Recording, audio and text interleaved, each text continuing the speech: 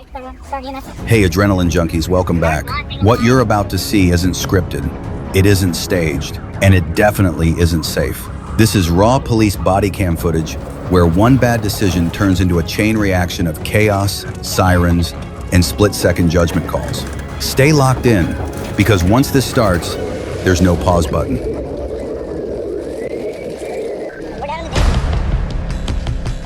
At approximately 6 p.m. on May 29th, 2025, Ohio State Highway Patrol troopers conducting speed enforcement on I-75 in Franklin Township observed a GMC Envoy traveling at 82 miles per hour in a 65 miles per hour zone.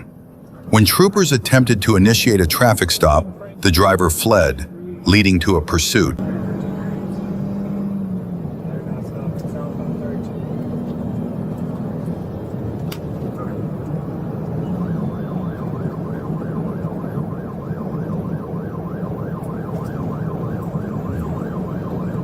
Reason for the stop was 82.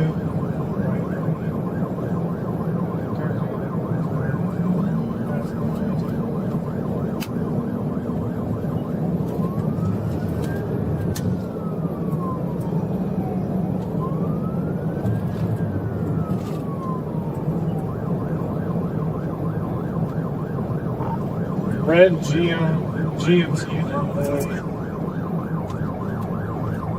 King Frank Victor 2367. I believe it's a white vehicle. That returns it.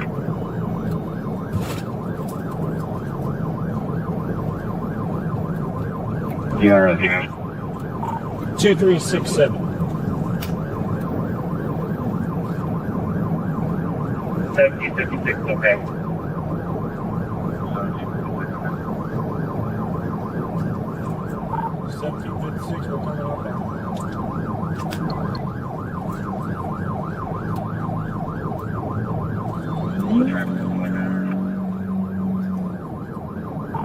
We're in the right lane, moderate traffic, 70 miles an hour.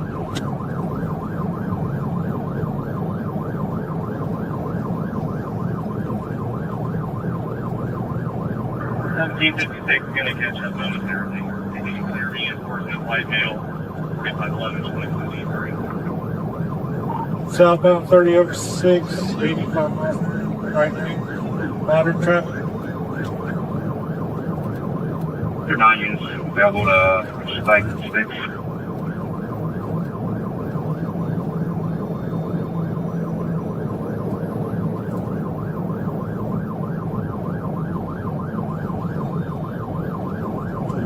That 1756 gets up here and try to block them. And they keep getting stuck in traffic and they're not trying to recklessly get out of it, they're just slowing down.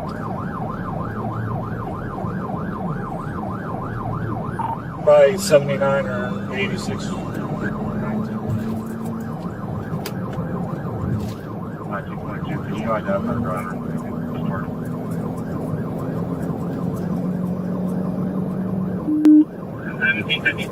Radio. Pull up. White female driver, black hair, 40s.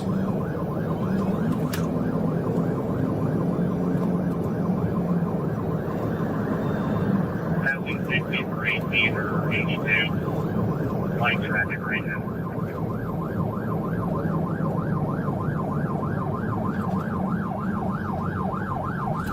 We're trying to box her in. As you see that she's totally going around us.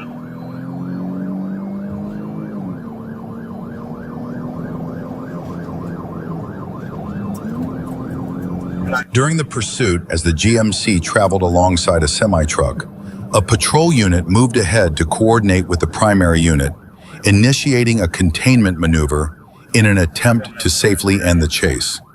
However, the driver suddenly swerved to break free, unaware that this decision would escalate the situation significantly.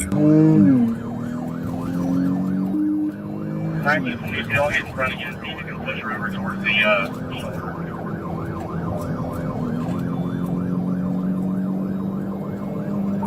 Light traffic.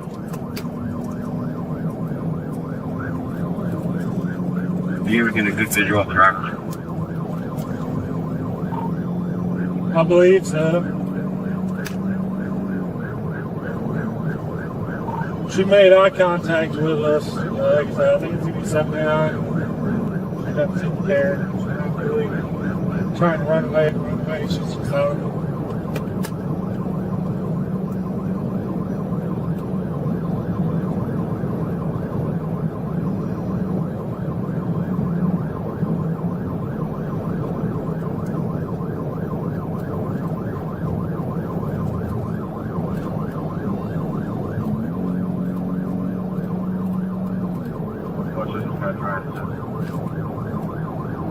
Southbound 2600. I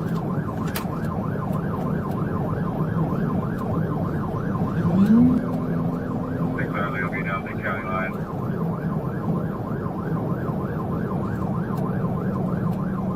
Traffic.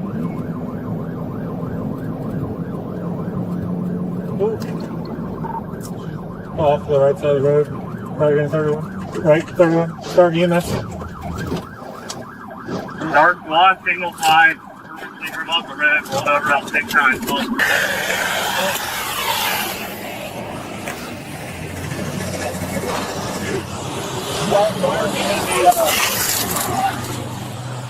I put out my seatbelt right now.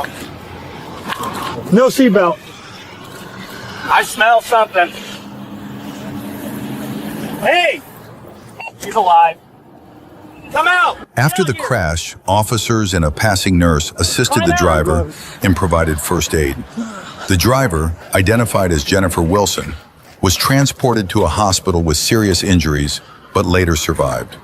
She now faces multiple charges, including driving under the influence, failure to comply with a lawful order, and loss of control of a vehicle. Investigators also linked her to a hit and run reported earlier that same day in Montgomery County.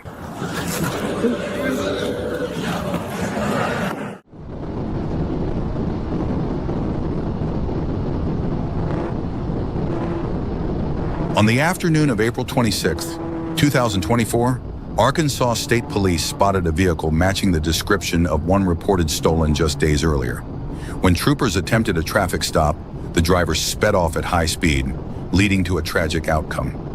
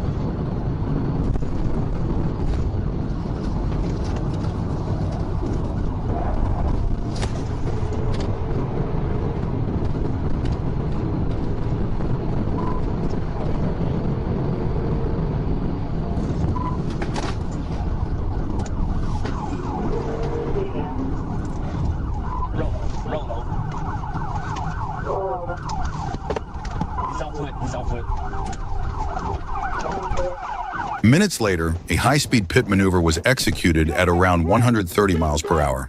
The impact sent the suspect's vehicle off the left side of the road into a field, then back onto the roadway where it rolled several times before landing upside down in a field on the right. The driver immediately exited the vehicle and appeared to attempt a foot escape, but quickly gave up and surrendered. He was taken into custody without further incident and admitted to stealing the vehicle. Crawl on over here to me.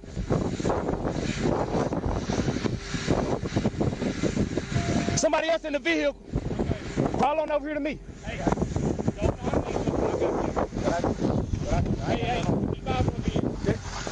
I got it. What I do? Get your ass down. Get your ass fucking down. Hey, Donnie, let's get this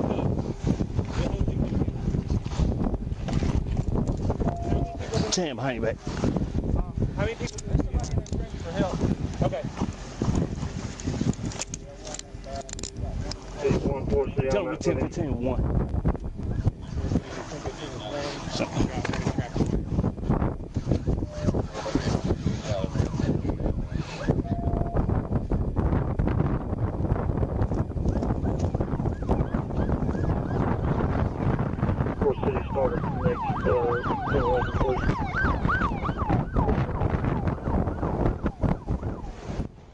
At approximately 1:23 a.m. on February 26, 2026, Trooper Martin attempted to stop a 2016 Volkswagen Touareg for speeding.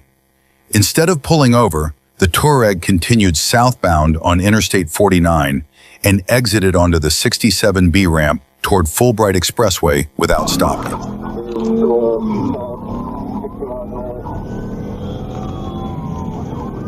10-4, show you turning eastbound to Fulbright. Show me 10-4, 10-37.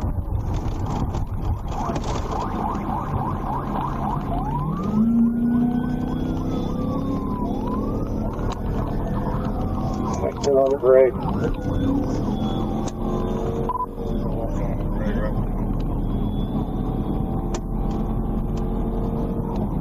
Film GDM. That's what GDM.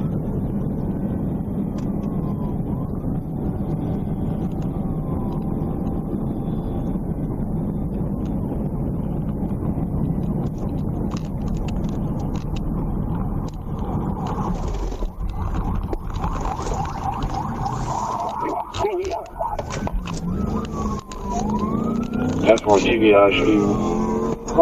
Full right. That's more westbound full right. Wrecked up. That's more wrecked up. White shirt.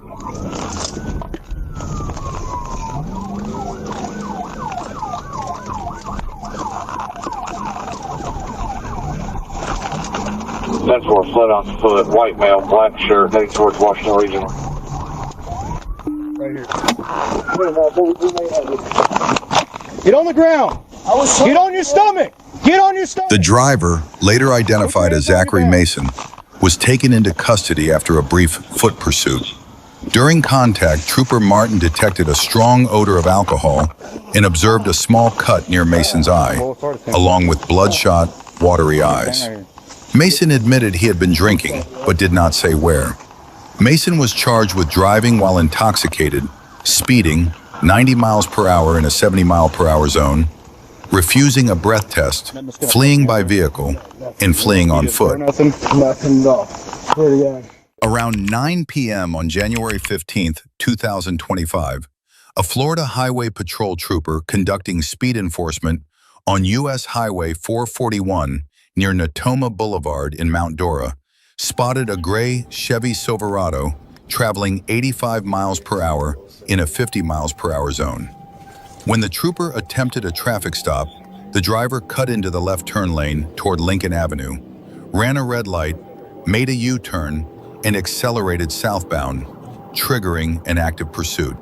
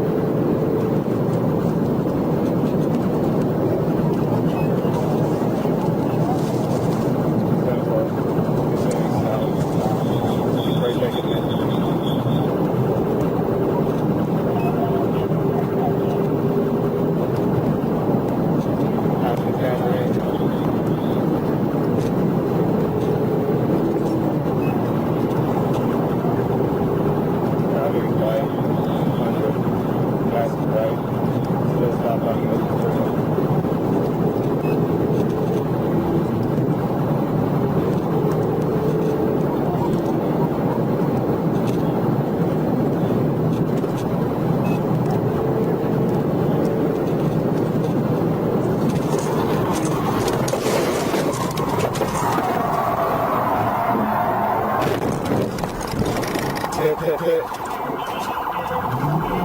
Hit, hit, hit, hit, hit. Stand for.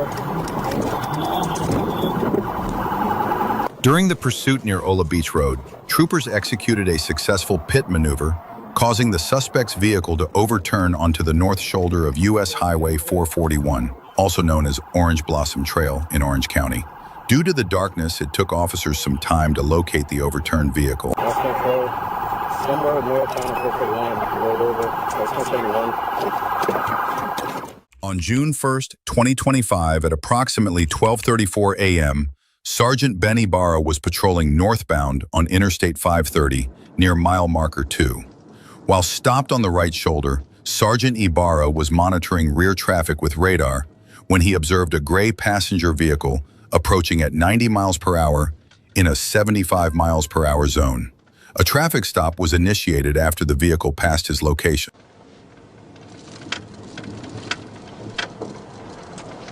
Academy to the route 10, 15, 10, 25.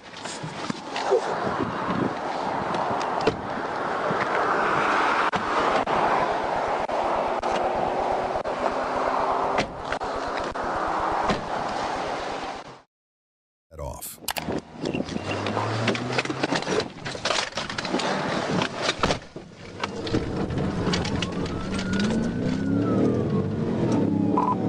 Adam 9 to the road, 1037. 530 northbound of the 2.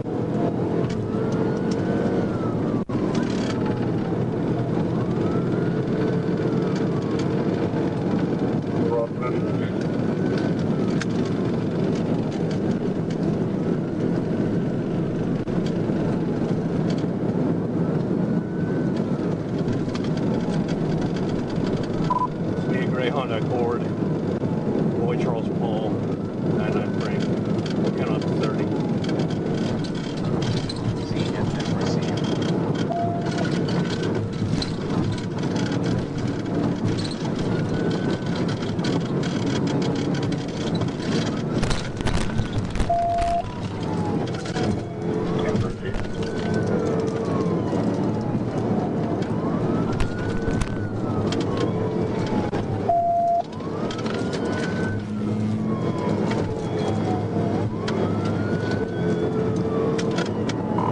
That's coming up 60 minutes.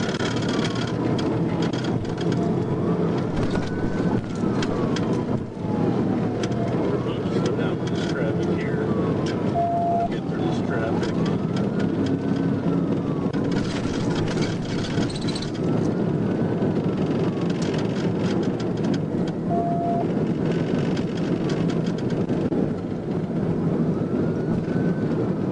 Make sure you don't take 60 kids on me.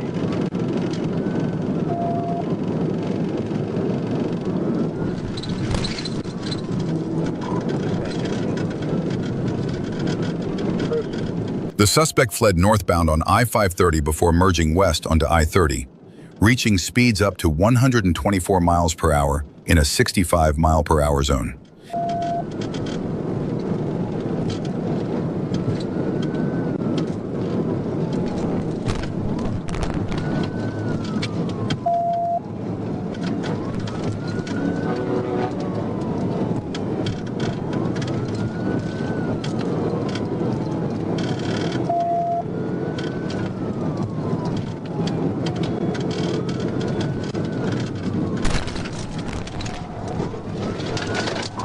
TBI, Scott Hamilton.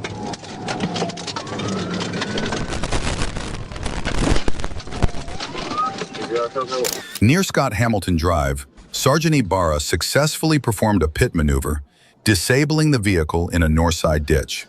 Both occupants were safely taken into custody. Show me your fucking hands! Show me your hands! Keep them up! Keep them up!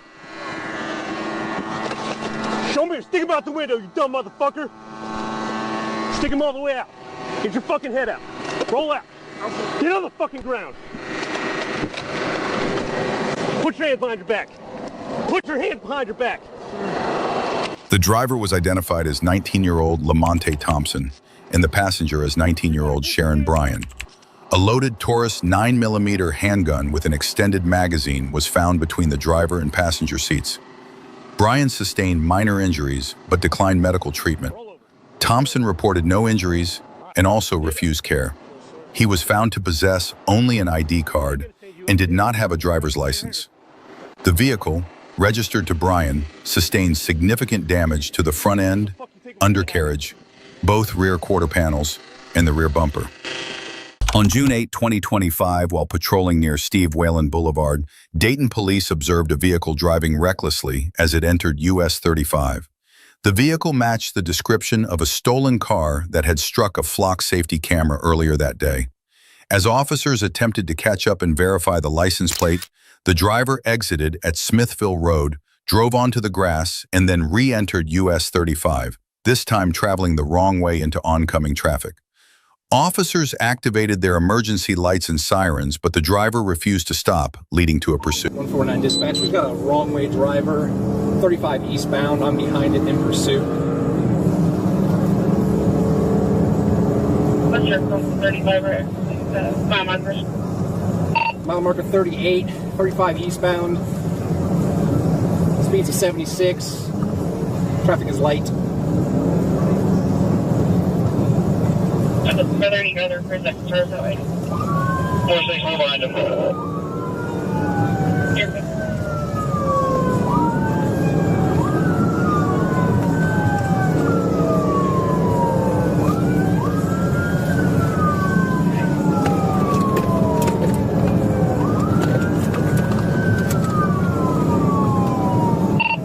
We're still going to be 35 eastbound, wrong way. Speed's 90. One more car just to take over.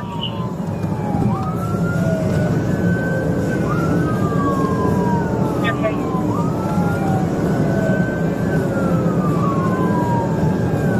Still going to be east now, speed about 90, traffic lights.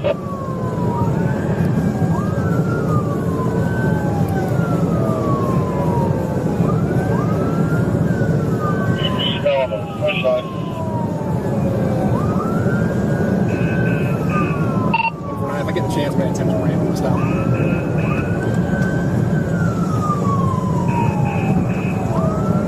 We're going to be passing at Main Street, Jefferson Street exit.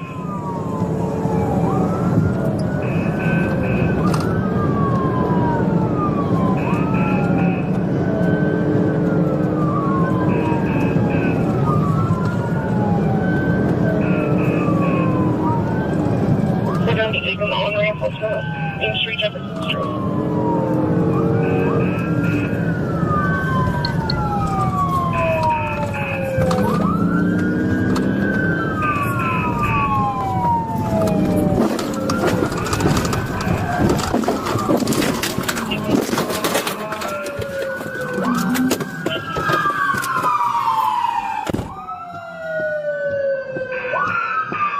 Due to the suspect's reckless and dangerous actions posing a serious threat to public safety, an officer intentionally struck the vehicle to force it to stop. The driver, a 25-year-old male, was taken into custody and transported to a local hospital for treatment before being booked into the Montgomery County Jail. He is facing felony charges for failing to comply. A 26-year-old male passenger was also arrested on an outstanding warrant and taken to jail.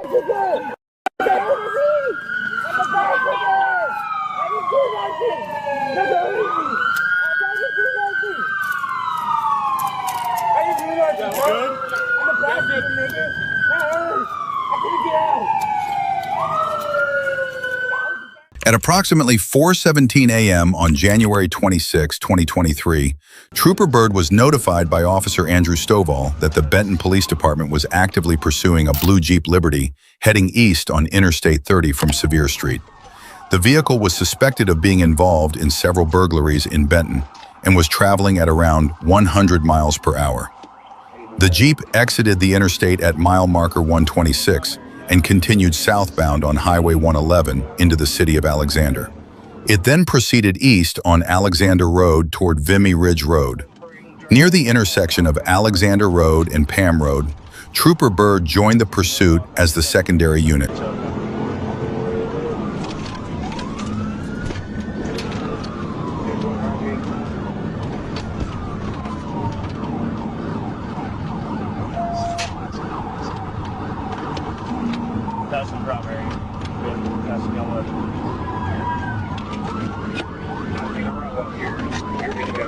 10 more, straight to the intersection. Watch the cars coming on. There's a creek right here in tracks. I'm from this area, I know it. So I'm going to hang back and wait. Once we get through this area, then we'll adjust it. Alexander Road and Viney Ridge. Just tracks up the 55. No traffic on Alexander Road. Yeah, right there, that warehouse. It should be opening up.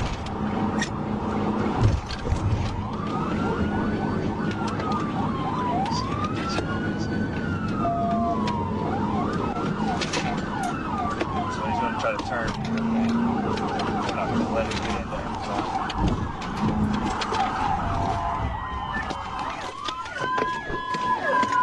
At the intersection of Alexander Road and Industrial Parkway, Trooper Bird successfully performed a pit maneuver, briefly disabling the suspect vehicle. Despite the pit, the driver continued fleeing by steering off-road, crashing through a residential fence and driving into a field. Moments later, the vehicle became stuck in the terrain. Both the driver and passenger exited the vehicle, complied with commands, and were taken into custody without further incident.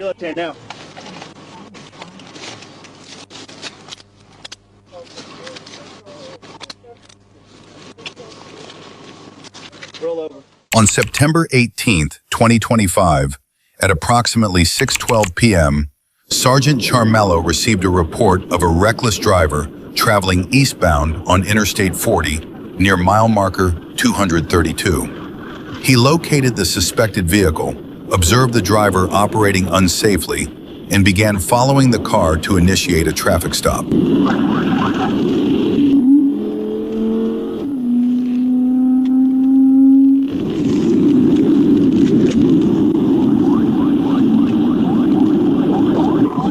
It's going to be 886 Lloyd Mary X-ray.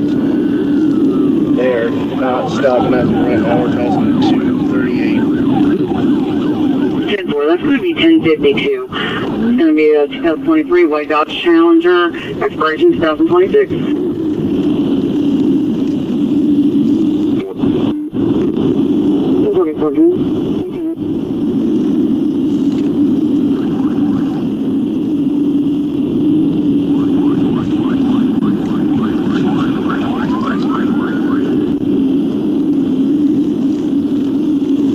Passing 239, got back to the left lane. 239 left lane.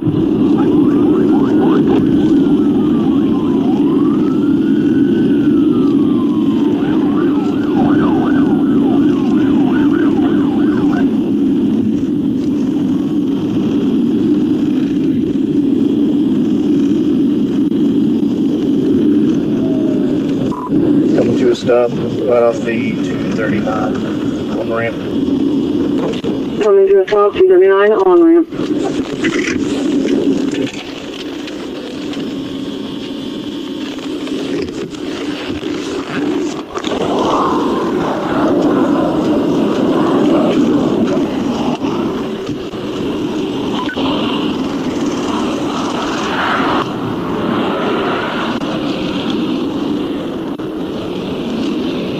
What's wrong, man? Trooper Charmello, Arkansas State Police. Stop me because I have reports of you all over the road. Also, when I tried to pull you over, you got back in that left lane, got back in the right lane. What's going on today? Okay. You got your driver's license on you? Okay. Let me see your driver's license and registration. Where are you heading today? Heading back to Tennessee? Okay. Is there anything in this vehicle that I need to know about? Have you been drinking anything? Okay. You have your driver's license. Hey. Put your hands on the steering wheel, man. Jack, listen to me, man. Put your hands on the steering wheel. I just asked you multiple times. If you're still messing around with stuff, put your hands on the steering wheel. Bro, stop. Put your hands on the steering wheel, bro. Dude, don't look for anything else. Put your hands. During the stop, the driver appeared extremely nervous and ignored Sergeant Charmello's verbal commands. When Charmello attempted to open the driver's door, the suspect, later identified as Chad Carline, shifted the vehicle into drive and fled eastbound on Interstate 40. 1037. D9? 1037. I'm 1037. 1037.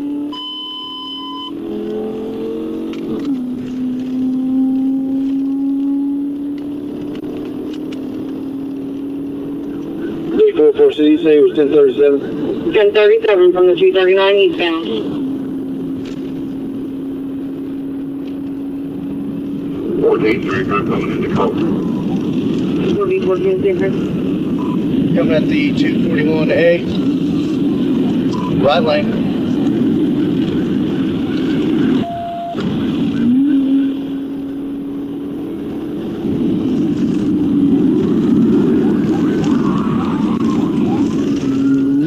Almost crashed out. He's crashed out. Crashed out.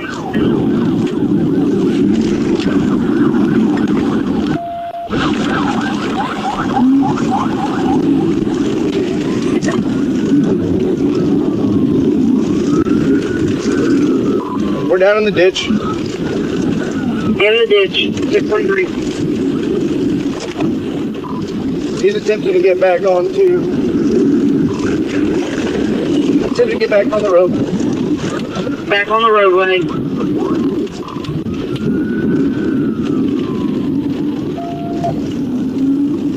I got major vehicle damage. He's going through Forest City right now. Going southbound through Forest City? Southbound through Forest City. Yes.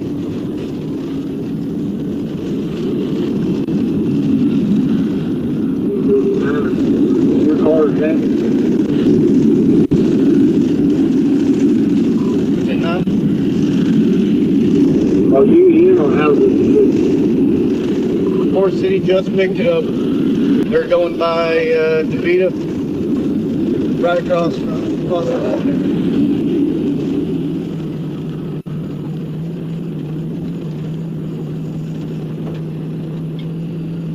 You advisor southbound. Southbound going past the Vita dialysis. V9 has major vehicle damage. 10-4 coming through call. 1040, 14. Forest City picked up the 1037.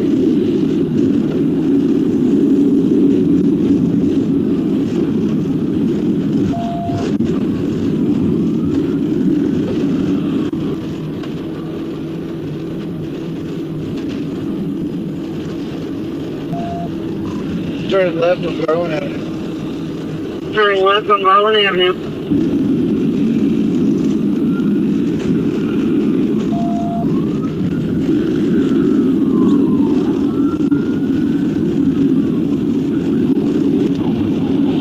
He's bailing out. He's a lot male.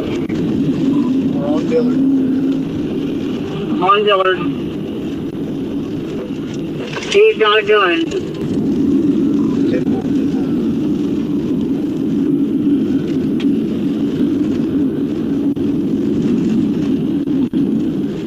Dillard and Highland has a pistol to his head.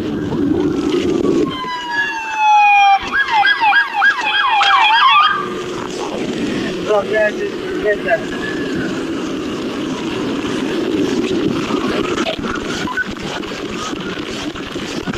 At approximately 6:26 p.m., the suspect was seen pointing a gun at his own head near the intersection of Dillard Avenue and Highland, and then fired a shot.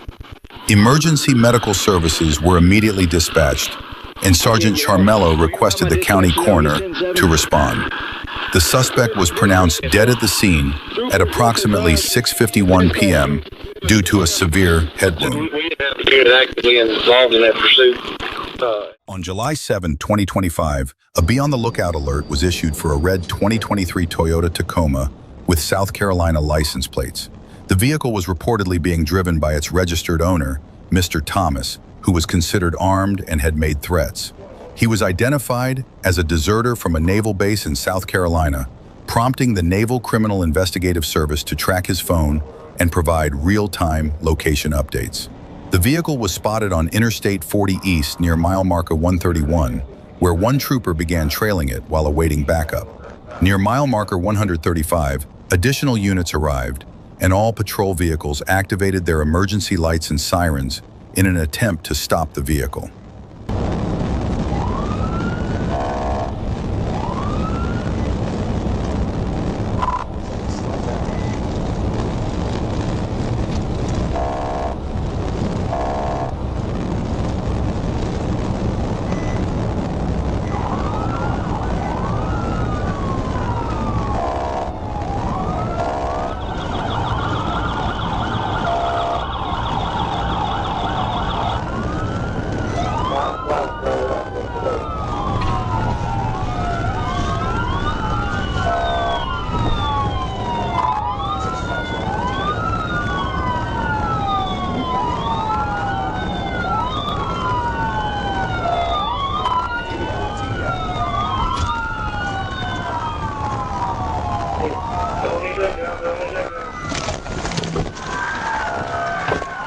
As the road straightened near mile marker 138, a trooper approached the suspect vehicle from the right and successfully executed a TVI. The truck spun sideways and came to a stop parallel to the interstate. All responding units conducted the stop based on traffic violations. Mr. Thomas complied with verbal commands and exited the vehicle with his hands raised. He was taken into custody without incident. A Glock 19 handgun was found on the driver's seat with a round chambered. A half-empty bottle of Jack Daniel's Tennessee Honey Whiskey was also located on the passenger seat. Any passengers or anything? No, I'm here with the drone, so 132 if you need me.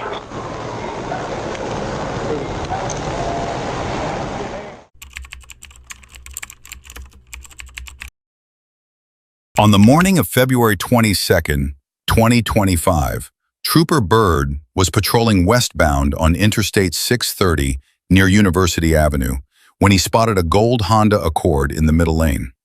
The driver, later identified as Nikendra Gordon, and the front seat passenger, Cameron Carson, were both not wearing seatbelts.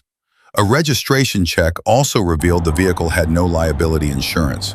Trooper Bird attempted a traffic stop, but the Honda refused to yield and accelerated toward exit 6A. As the vehicle passed exit 6B at over 80 miles per hour without slowing, Trooper Bird reported an active pursuit.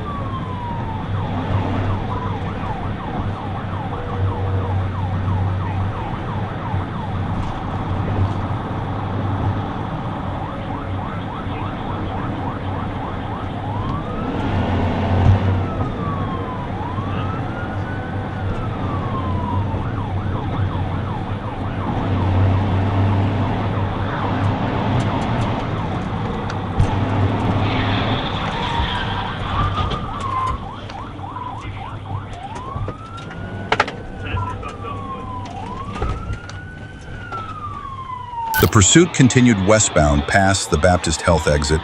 After clearing exit 8A, Trooper Bird moved to the right with a wide angle to ensure the path ahead was clear. Once confirmed, he closed in on the rear right bumper of the Honda and executed a successful pit maneuver. The impact caused the vehicle to veer right, strike the concrete barrier, and slide along the wall. As the car came to a stop, Cameron Carson exited the front passenger door, carrying a rifle and a backpack. He quickly threw both items over the concrete barrier and fled on foot. Nikendra Gordon remained in the vehicle and was taken into custody without further incident.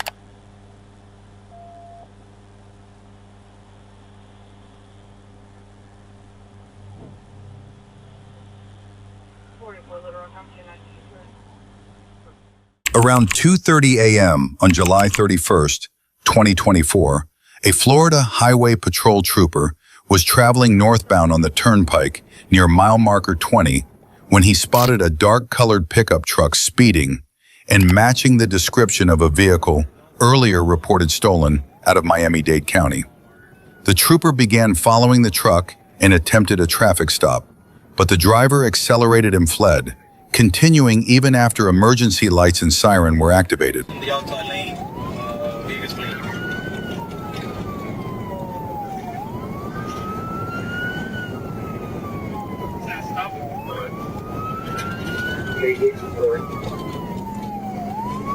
I believe it's 1031. Record 1309, can you ride? 1031 is in the outside lane, northbound, passing the 24 mile marker.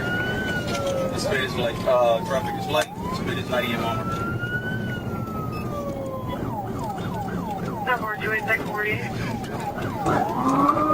604. Still outside turn lane, approaching the 25, 94 mile per hour.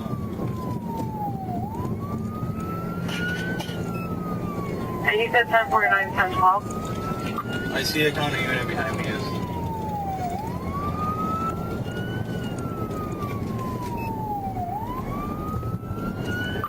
Alright, we're taking exit to Way Street. All advice.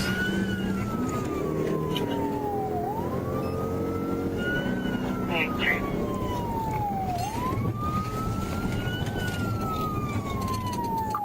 Eastbound Main Street.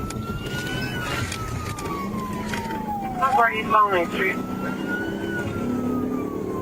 Can you ride speed? 70 miles an hour.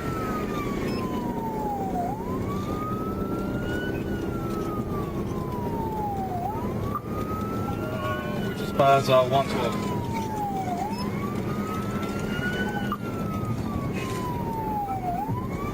No more passing 112. You still see that county unit 1012? Roll over, roll over.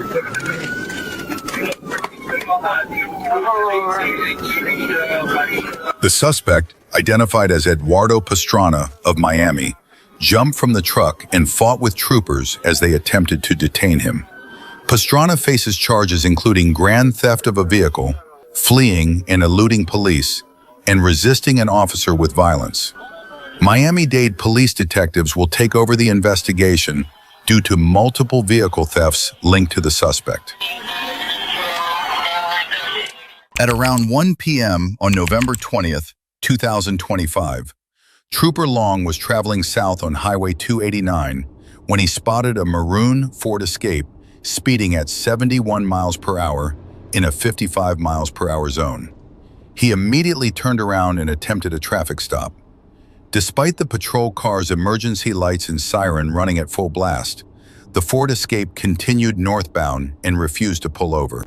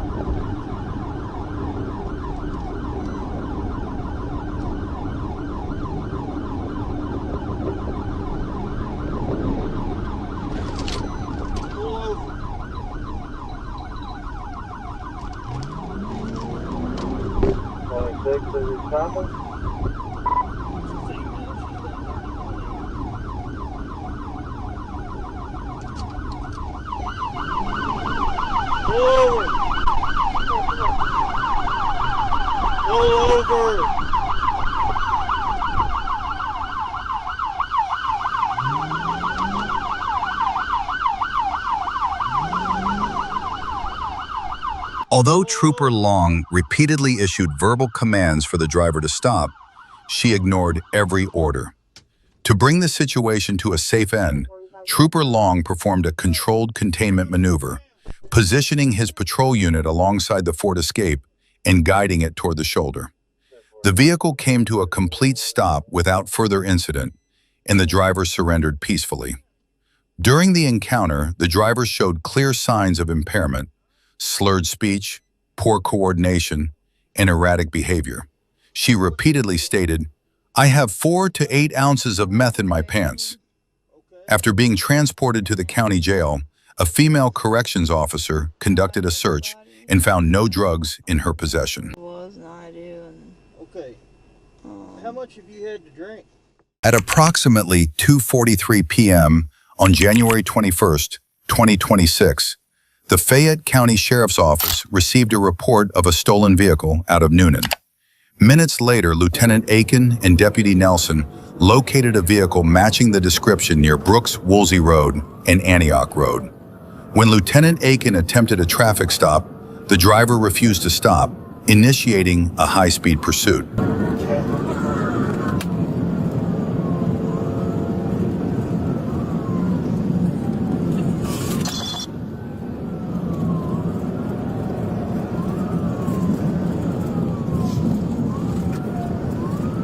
Approaching active drive, speed 105.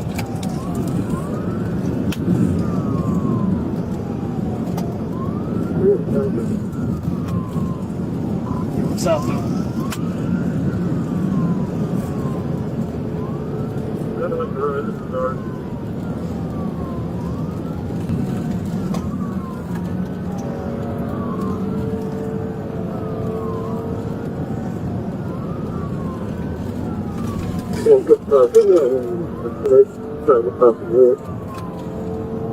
That's Rising Star southbound.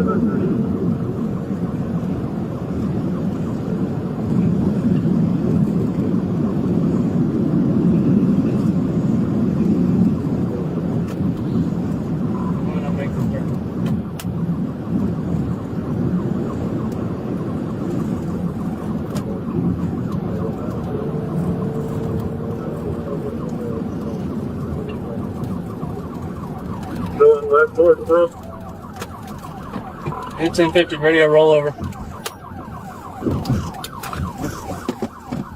As deputies prepared to terminate the pursuit due to the extreme speeds and public safety concerns, the vehicle crashed and rolled over near Brooks-Woolsey Road and the I-85 connector.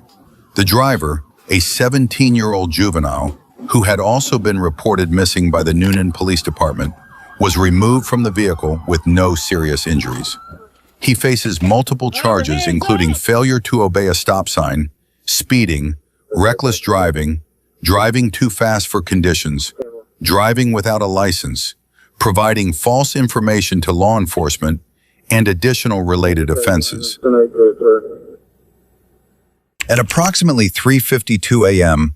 On April 18, 2026, Trooper Jackson Shoemate observed a blue Toyota Corolla traveling on Broadway near Poplar in North Little Rock without headlights. He initiated a traffic stop, and the vehicle initially stopped at a traffic signal, but then continued moving, prompting officers to begin a pursuit.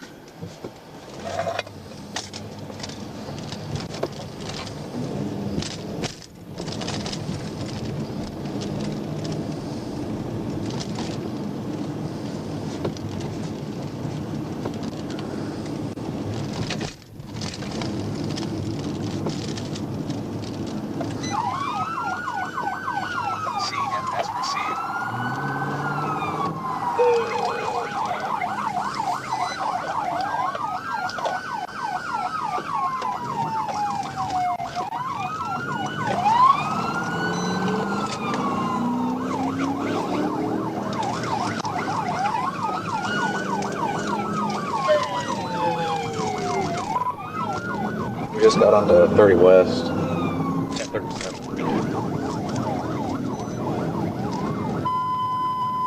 Roger, very much going to be tested. Right, I'm not going to test them somewhere.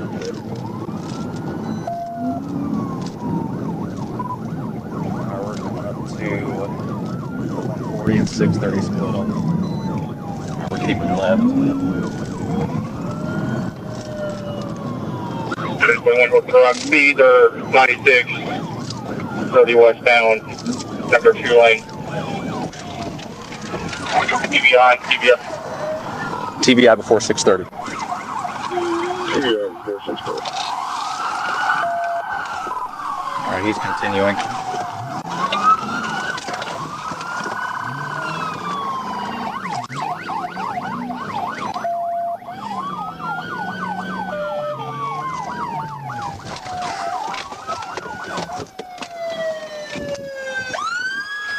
Hands up! Hands up! Hands up! After a pit maneuver, the driver, identified as Kiana Taylor, exited the vehicle while Raquel West stepped out from the front passenger seat. Taylor was taken into custody without further incident, and Sergeant Shoemate's patrol unit was not damaged. During contact, Shoemate observed signs of impairment, including bloodshot, watery eyes, slurred speech, poor balance, and the odor of alcohol.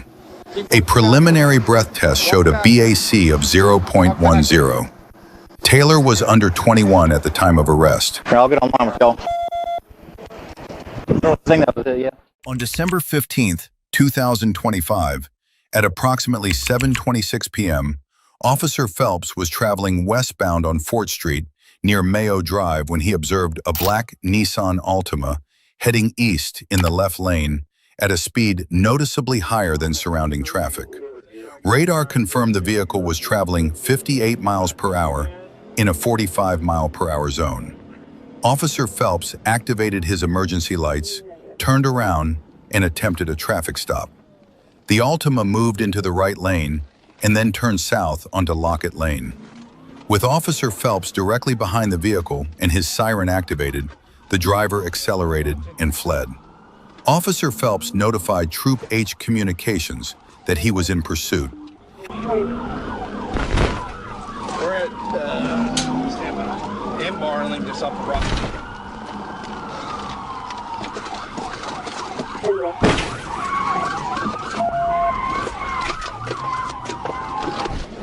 Get out of the car!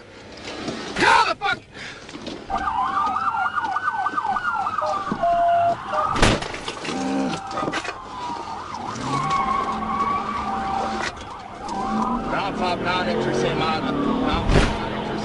Black Nissan Altima, Hispanic male.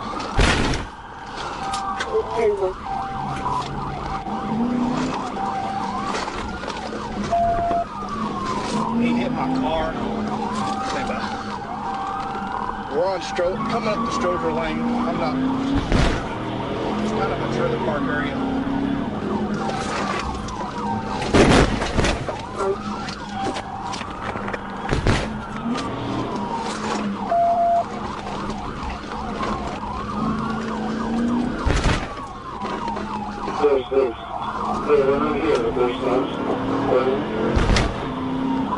Lock it lane, lock it lane.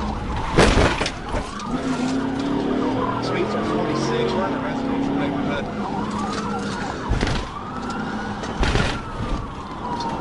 Going back towards Rogers, toward Fort Smith.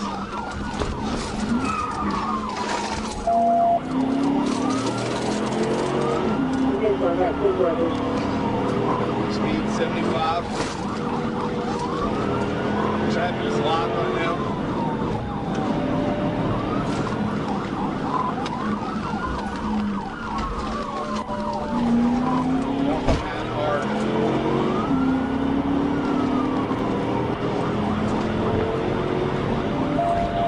As the vehicle turned north onto Massard Road near Marks Lane, Officer Phelps executed a successful pit maneuver. The car spun and came to a stop facing south, but the driver accelerated again. During the attempt to flee, the front of the suspect vehicle struck the driver's door of Officer Phelps's patrol car, causing damage. The driver continued fleeing, driving even more recklessly. We're on Mark. It just blacked out. Speed 45, going west on Mark.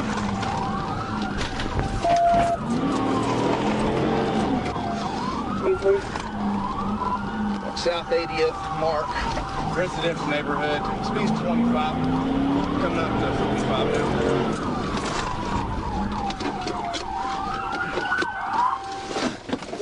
The driver later turned off his headlights while continuing to flee at high speed. The pursuit ended on South 81st Street when the vehicle entered a dead end near Adam Drive and stopped. Officer Phelps ordered the driver out, but he refused. Additional officers arrived and removed the driver through a window, taking him into custody. He was identified as Alexander Raya. Officers noted red, watery eyes, a strong odor of alcohol, and slurred speech. A search of the vehicle uncovered a black backpack containing a partially consumed bottle of Siete Leguas Blanco tequila. At approximately 10:27 p.m. on December 14, 2025, Trooper Middlecoff was on patrol when he observed a Ford Escape committing a traffic violation. He pulled in behind the vehicle to initiate a stop. When emergency lights were activated, the Ford turned onto a dirt road at a slow speed, but failed to stop, then suddenly accelerated and fled, triggering a high-speed pursuit. County Road 711 north of. Wow.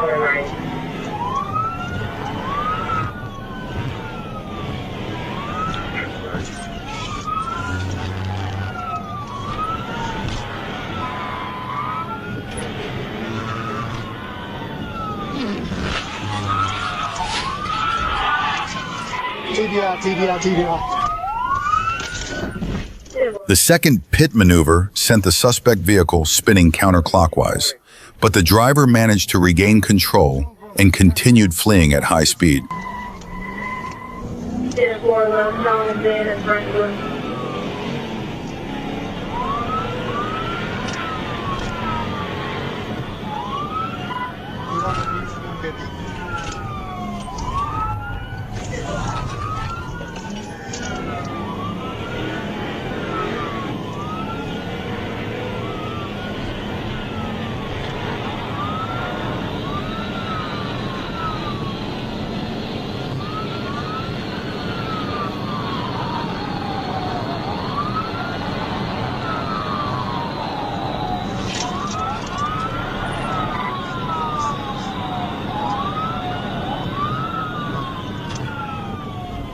Oh, yeah?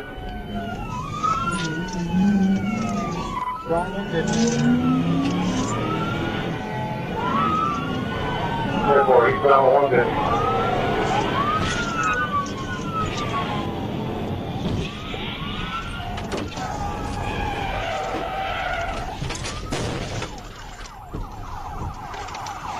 The third pit maneuver was forceful and decisive, but it still failed to disable the vehicle. The suspect continued fleeing, leaving the roadway and racing across an open grassy field.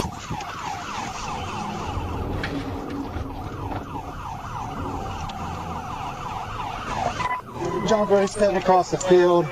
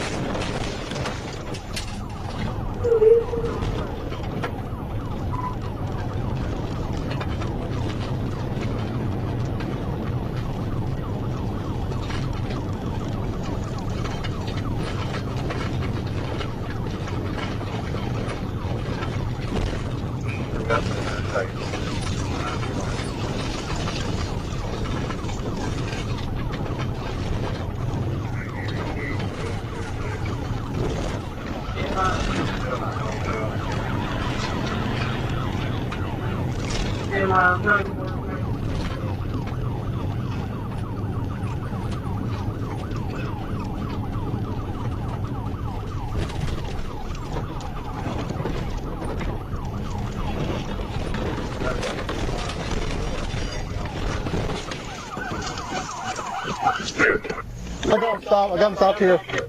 Show your hand! Show your hand! Don't move! Don't you're gonna get shot! You're gonna get shot! Keep reaching!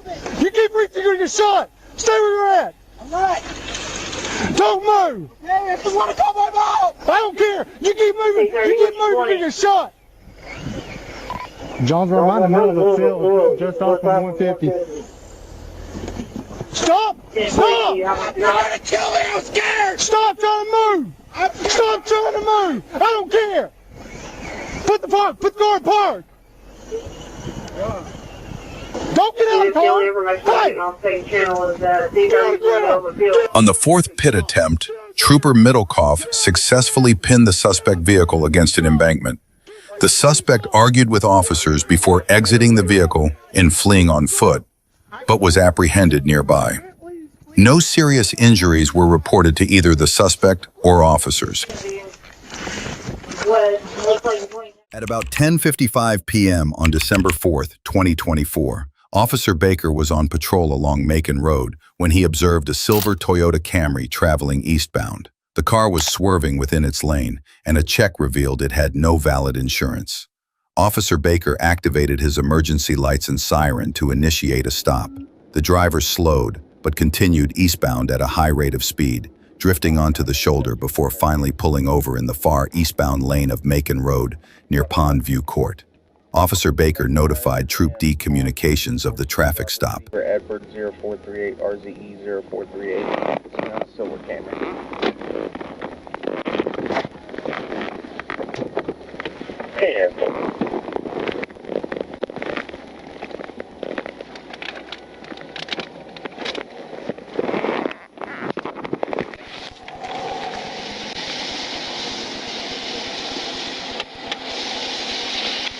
In the next incident, a driver led police on a high-speed chase that ended in tragedy.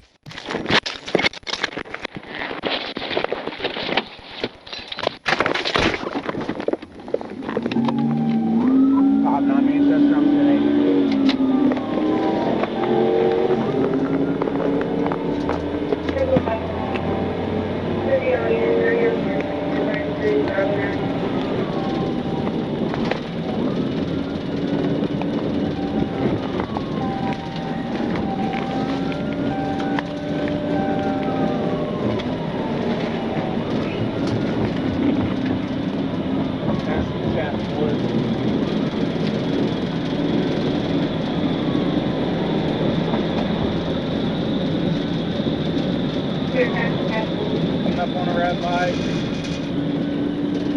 Slowing down, traffic left. Stopping, good right. One car ahead of us.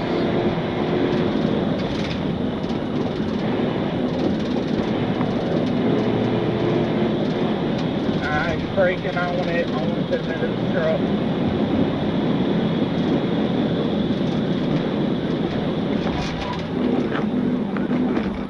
He brake checked me on a 510, no contact.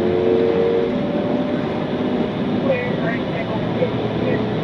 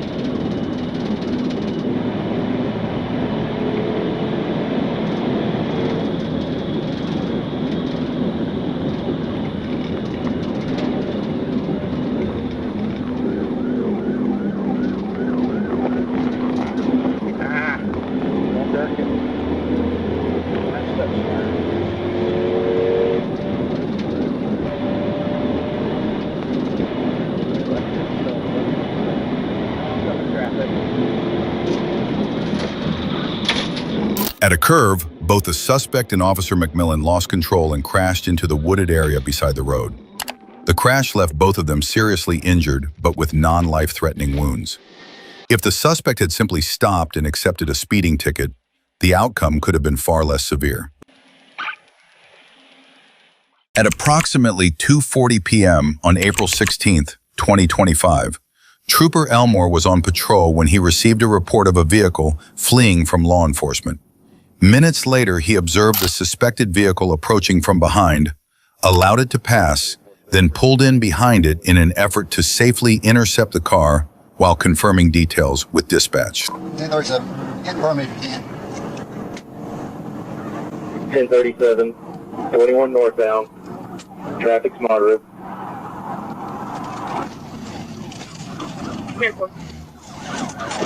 Taking exit 21. Exit 21. Coming out to Column Lane.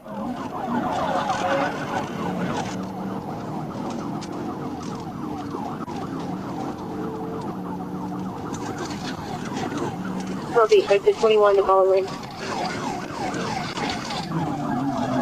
Turning on to Column Lane. Going away from the school. Westbound on Column Lane. No traffic. Copy, westbound on Column Lane, going away from the school. Speed's 100. Speed 100. You just saw something. He tossed something out just before Brookhaven Drive. We're still westbound. Speed's 90. Saw something before Brookhaven. Speed 90. Or you may watch it up here. You may lose it around this bend.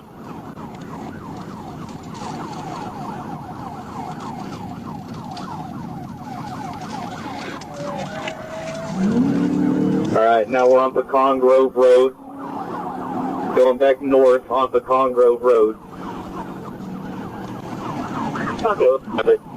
Speed 90 plus.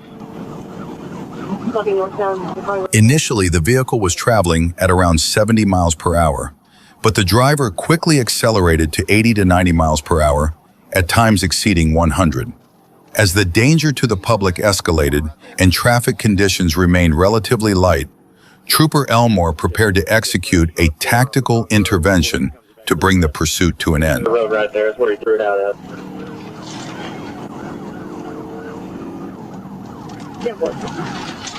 Speed 60, 70, no traffic. Speed 60, 70, wiggle. Hey, I got a little bit of brake fade up here.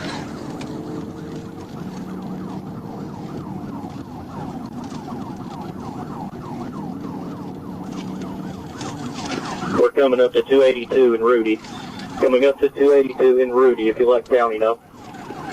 282 Rudy.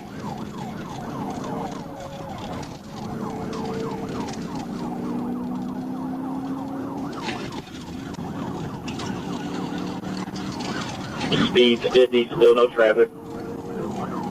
No traffic, speed 50. We're still off the Con Grove. We're going to be coming up to 282. On to Con Grove, coming up to 282.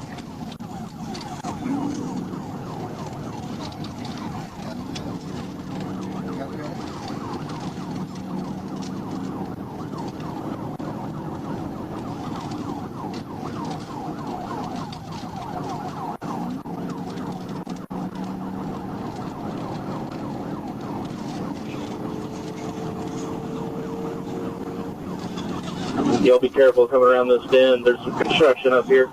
We just passed Kelly Road. We're still on Pecan. Just past Kelly Road.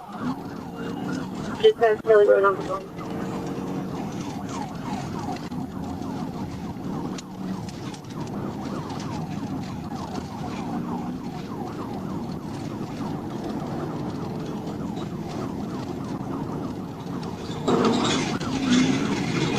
Alright, we're about to be back on 282. We're about to be back on 282. We're coming up to it right now. Clear right, curl left.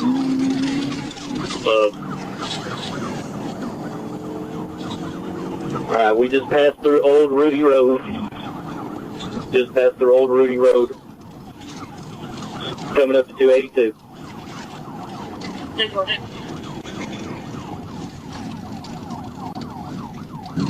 Right out, running. After the crash, the driver stepped out of the vehicle and appeared ready to run, but quickly gave up when Trooper Elmore blocked his path with the patrol car. He was taken into custody without further incident, and during a search of the vehicle, officers located an open beer can beside the driver's seat, while the driver also admitted he had been drinking. At approximately 8:50 p.m. on February 8, 2026, Trooper Johnson attempted to stop a dark-colored Kia Soul for a traffic violation. When emergency lights were activated, the driver refused to pull over and instead accelerated away, initiating a pursuit. Stand by on stay.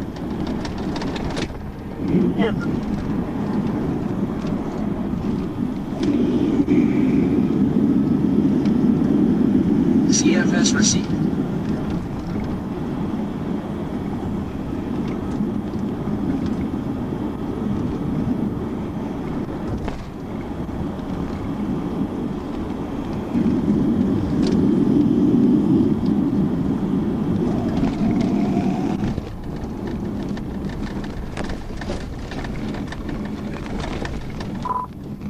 Hey, it's going to be David William, Zebra, Paul, 45, DWZ, P45, Colorado.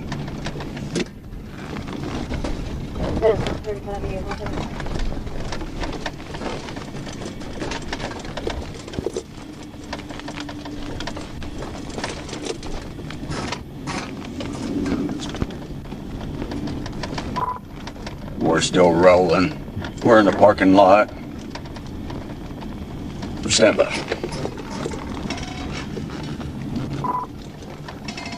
We're in the parking lot of Aldi's.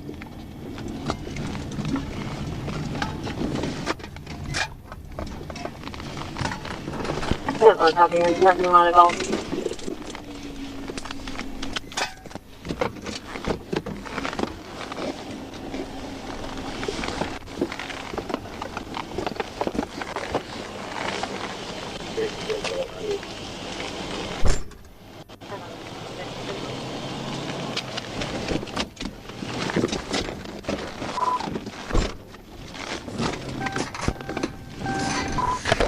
A59 they're up.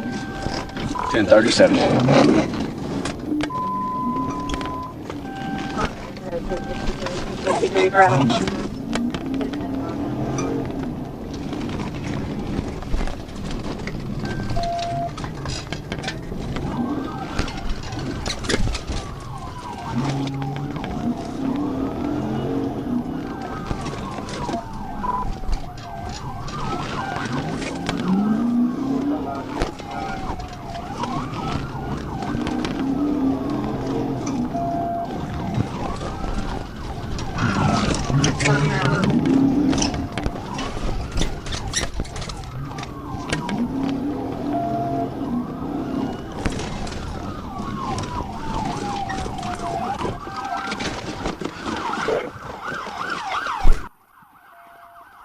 After circling a shopping center near Aldi during the pursuit, the driver abandoned the vehicle and fled on foot, quickly disappearing between nearby buildings and causing officers to lose sight of him. Despite an extensive search of the area, the suspect was not located.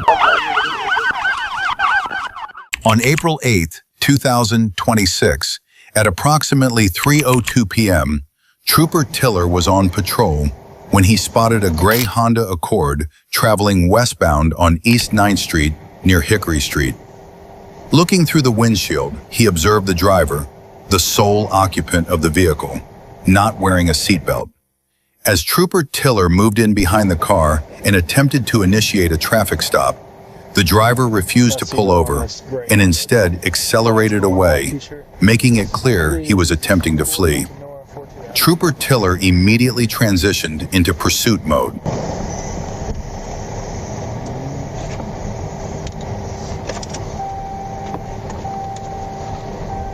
Whoa, buddy.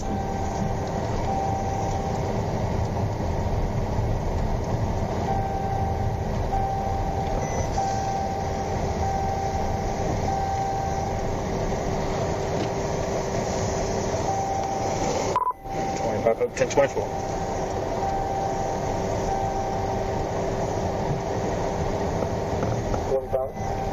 Tenth and Locust. North on Locust.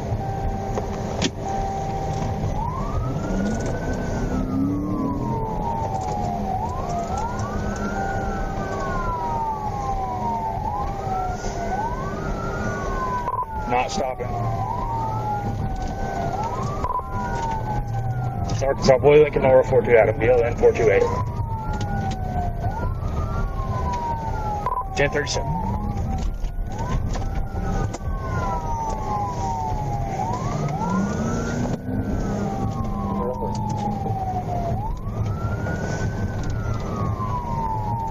Speed's 45. White, almost no traffic.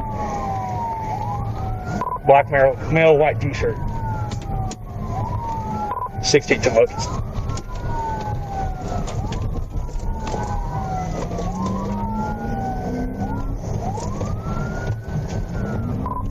Speed 50.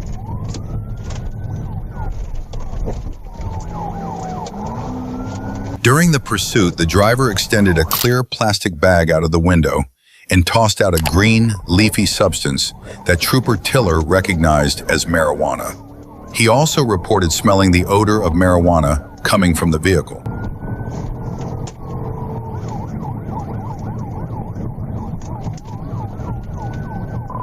Throwing marijuana out the window.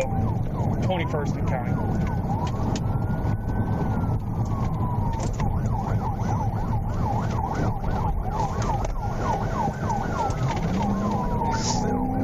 Blew the red light at 24th. He's northbound at 29. His speeds are probably over 100.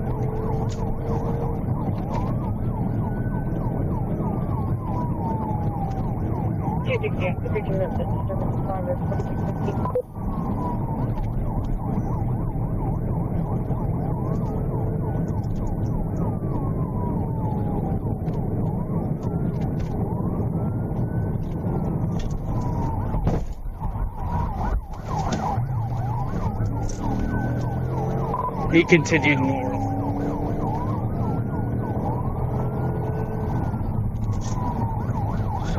.38, running on foot at Arkansas County.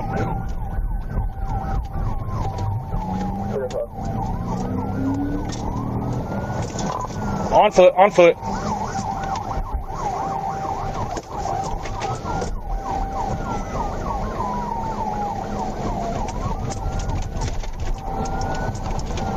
Run back towards Arkansas.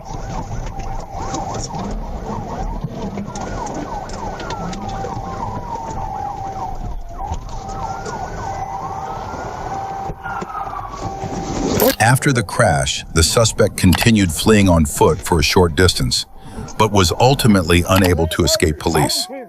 During the arrest, he threw aside a blue plastic bag containing marijuana. While officers were escorting him to the patrol vehicle, The suspect repeatedly reached toward his groin area, despite being handcuffed. Trooper Tiller then forced him to the ground and conducted a search of that area, where officers discovered a mystery Z bag containing marijuana. Further investigation revealed that the suspect had taken the vehicle from a woman and driven away without her permission.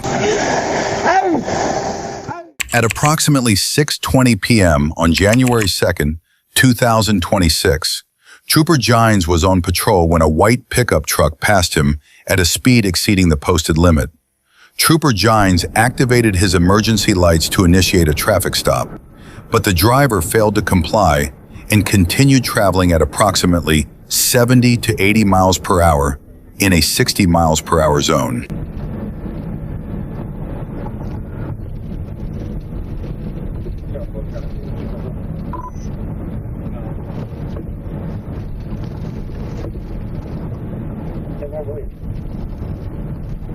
Northbound 43. On Chevy pickup. Adam Young 60 robbery. Adam Young 60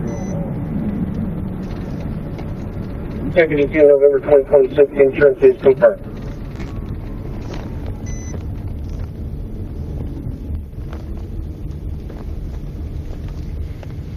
Today, 38. is the taller in the storage area? Hey! You better pull this truck off when it turns green. You better pull it over. Pull it over. I'm not following you home. Pull it over. Pull it over. Good. Okay. He took off. 1037.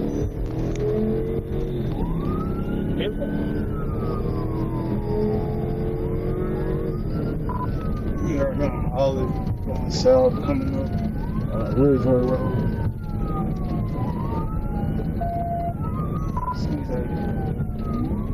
Ridgeway Road.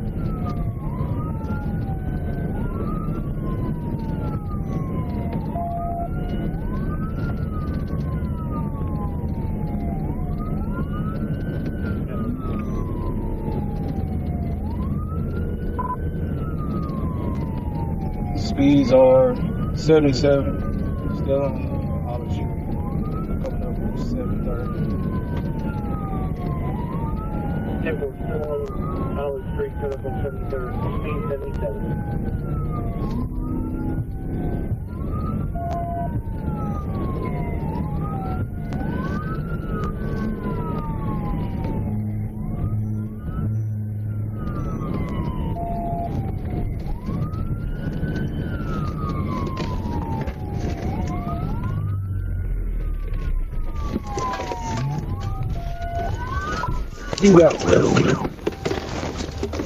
Just over 1 minute later, Trooper Gines executed a precise pit maneuver, successfully disabling the vehicle. The driver was taken into custody without further incident. During the arrest, the driver claimed he had a heart condition and said he was suffering from diarrhea and was only trying to find a restroom, denying that he was attempting to flee. I just shit on you stuff now. My wife is the police. She covered. That don't matter to me. I was trying to tell you. That don't matter to me. God damn. Come on, please. I can't hold it, man. Please. I don't have no warrants or nothing. It's going to be 73rd. On September 16th, 2025, around 11:36 p.m., Trooper Hunter Glover was patrolling eastbound on Interstate 630 near the 6-mile marker when he spotted a black Nissan Pathfinder with temporary tags speeding past his patrol unit in the number 3 lane at about 90 miles per hour in a 60 miles per hour zone, its hazard lights flashing. Trooper Glover activated his blue lights and attempted a traffic stop. The Pathfinder slowed slightly to around 80 miles per hour, but refused to yield, continuing eastbound. Glover notified Troop A dispatch and turned on his sirens, but the driver made no attempt to stop. By the 4-mile marker, the vehicle was still traveling roughly 75 miles per hour, and Glover officially declared it a pursuit.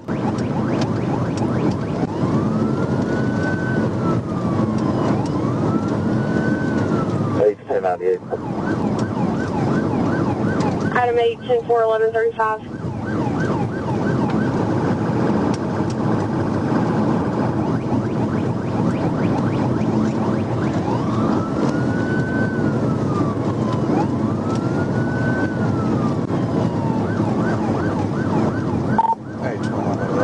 Still eastbound, passing the 5, speed 77.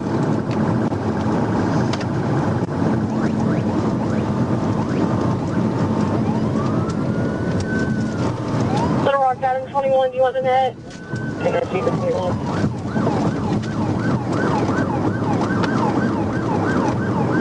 Little Rock, Adam 21, do you want the net? Negative, stand by.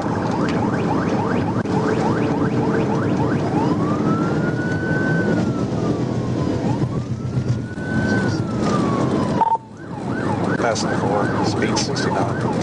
Probably should be 1037. Little Rock, the unit that is 1063 for Adam 21.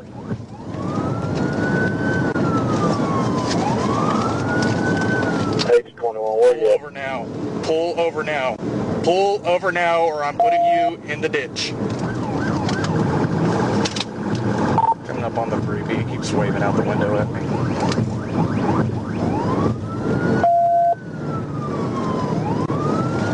Coming up on the 3B.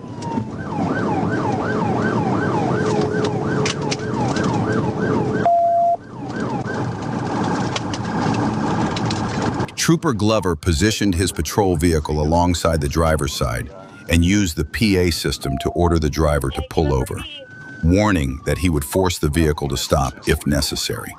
The driver extended her hand out the window as if signaling him to let her pass.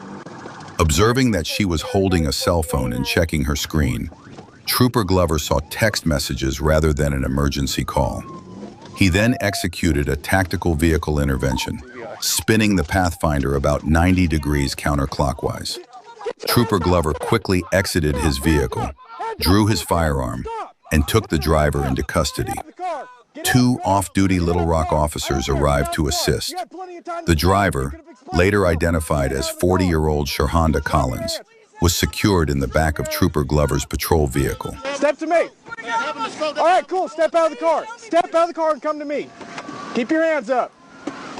On July 6, 2025, at approximately 9:23 p.m., Trooper David was assisting with a safety checkpoint at the intersection of SC 513 and County Line Road when a vehicle entered the checkpoint area. The driver suddenly stopped, then slowly rolled forward. Moments later, the driver ignored the stop sign and verbal commands from troopers on scene, accelerated, and fled southbound on SC 513 toward SC 41. Trooper David immediately returned to his patrol unit, activated his emergency lights and siren, and initiated a pursuit.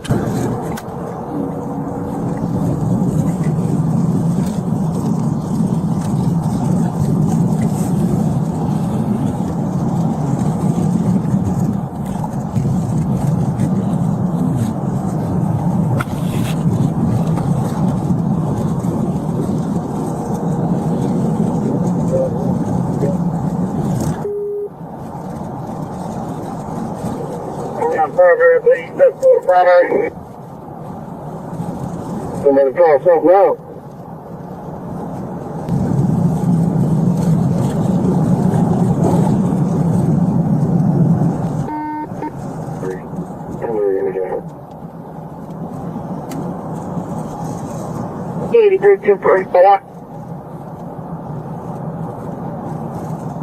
You want a 1 there?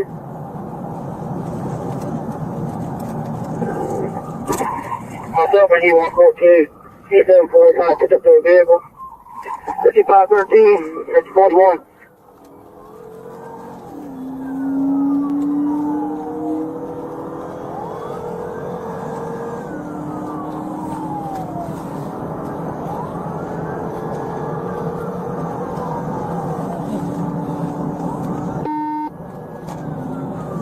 If one of y'all can get up here and come take over, I ain't got radio signal. Where's the vehicle? still trying to catch up. It's still a little piece in front of me. It's that car there with the only lights on you can see.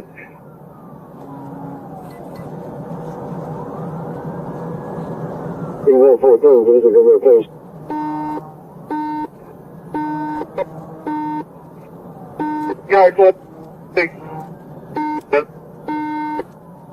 You gotta give me some room to get around you.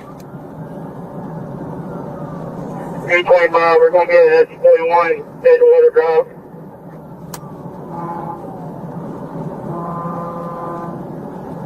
Okay, just turn underneath me. Just turn underneath me. Turn right.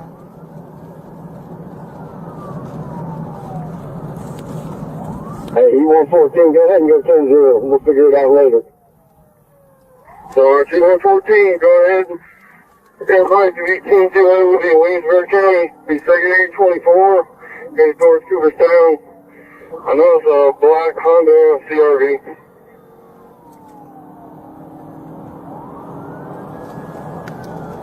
We've been authorized.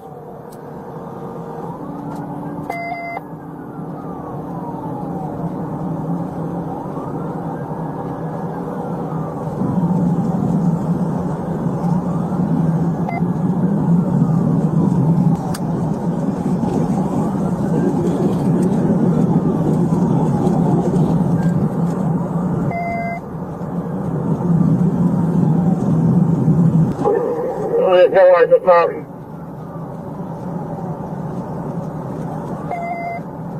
Get your lane car up till we good. Street there at 130. We're going to be north on East Smith Road, about Cooperstown.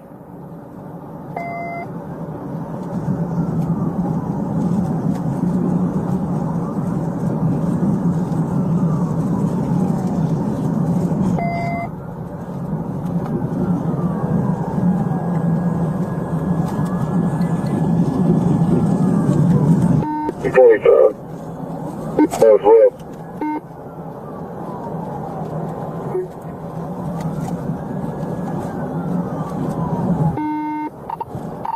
Ten-9 traffic. We've been authorized for this.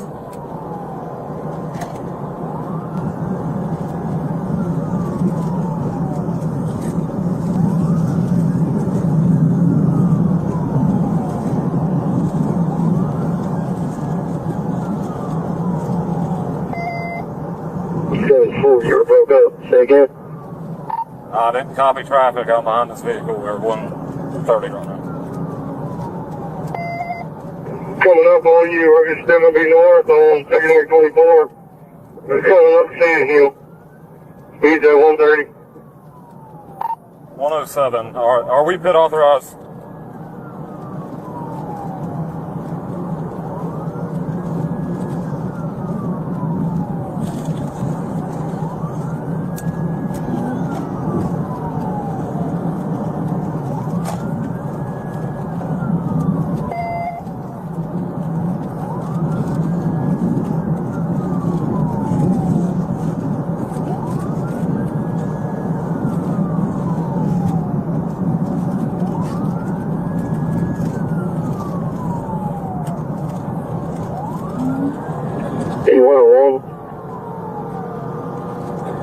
Not there in the pursuit. D74 requested authorization to pit. Service speed at 55. Stay firm. See if you can swap out with E114 since he's having radio issues.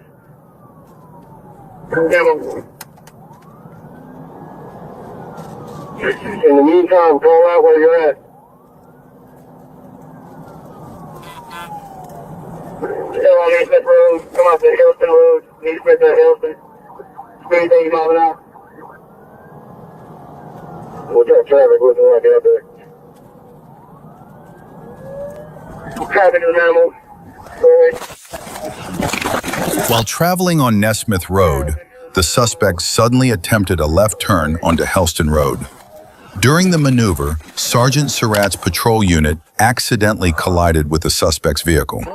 Both vehicles left the roadway and ended up in a ditch. After regaining control, Sergeant David observed the suspect still inside the car. Officers surrounded the vehicle and ordered the driver to come out. The suspect initially refused, and because the windows were heavily tinted, officers could not clearly see inside. After repeated commands, the suspect finally exited through the rear passenger door with his hands raised, but suddenly ran into a nearby wooded area. Officers pursued on foot, but eventually lost sight of him as he disappeared deeper into the woods. At approximately 2:18 a.m. on June 4th, 2025, Officer Jamal Cofield with the Maryland Transportation Authority Police observed an Infiniti traveling northbound on Interstate 95 at high speed while repeatedly flashing its turn signals. The officer attempted a traffic stop, but the driver refused to comply and accelerated in an effort to flee.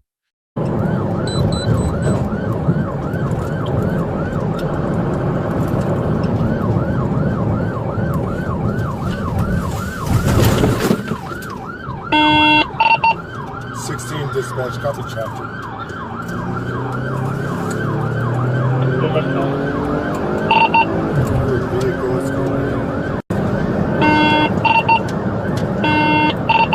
Disregard vehicle fled and it just crashed. Oh, Lord. C45, 16, where are you? Gonna be under the tunnel. Hello? C45 dispatch. Entering 401 right now. I'm being wrestled. 16 dispatch, can you start medics? It's gonna be 2 individuals ejected from vehicle. Sir! Sir! Sir! Sir! Sir! Sir! C46, starts the VRT so we get shut down the roadway. Sir!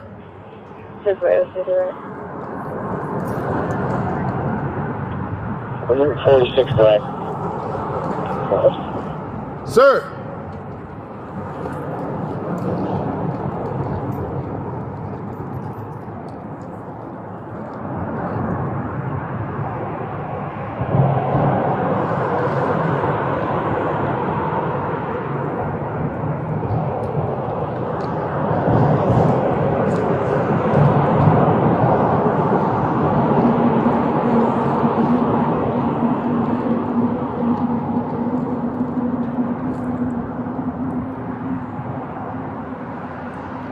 The driver was trapped inside the vehicle while the passenger was ejected, both unresponsive. Despite officers providing aid and EMS arriving quickly, both were pronounced dead at the scene. The victims were identified as Gabriel Castillo, 20, and Ezekiel Eduardo Garcia Chicas, 22. A reckless decision in their youth ultimately cost them their lives. Thank you. Switch.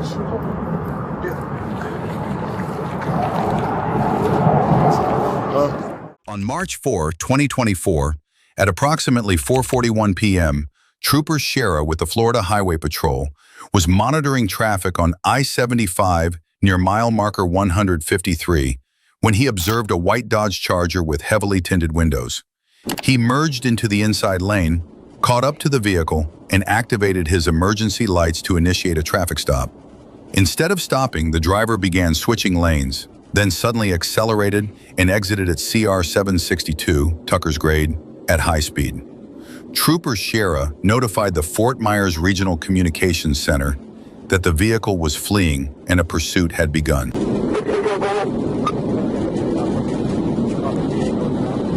White Charger, 20-0, Whiskey Bravo.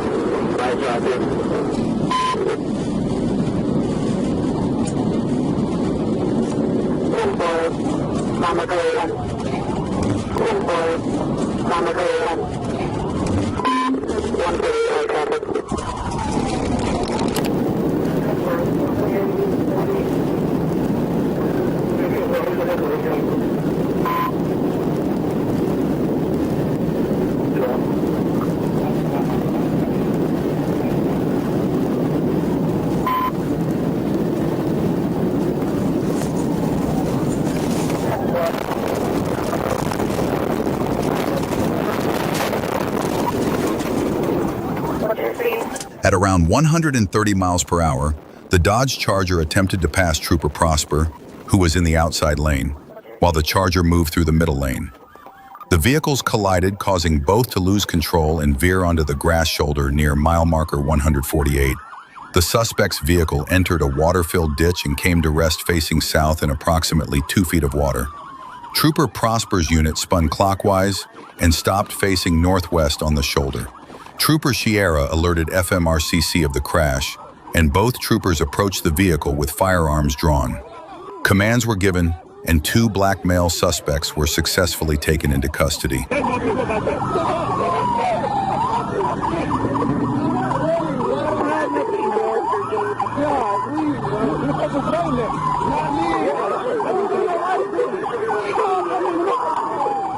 On May 7, 2025, at approximately 8:20 p.m., Washington State Patrol attempted to stop a Honda Civic for an improper lane change on westbound 90 near Preston.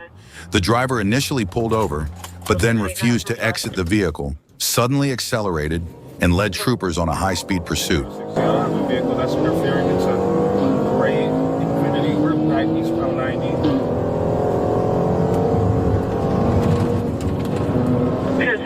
Gray Infiniti interfering eastbound 90. The male driver looks Hispanic, light skin, black hair, with a red and black jacket. Moments after the pursuit began, a silver Infiniti, later determined to be driven by the fleeing Honda driver's brother, joined the chase. The Infiniti driver repeatedly interfered with the pursuit, at times positioning his vehicle between the patrol car and his brother's fleeing Honda in an attempt to disrupt the officers.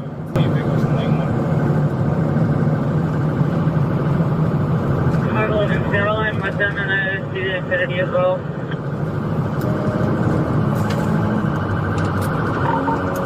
The Honda has a flat tire, the rear right tire is flat.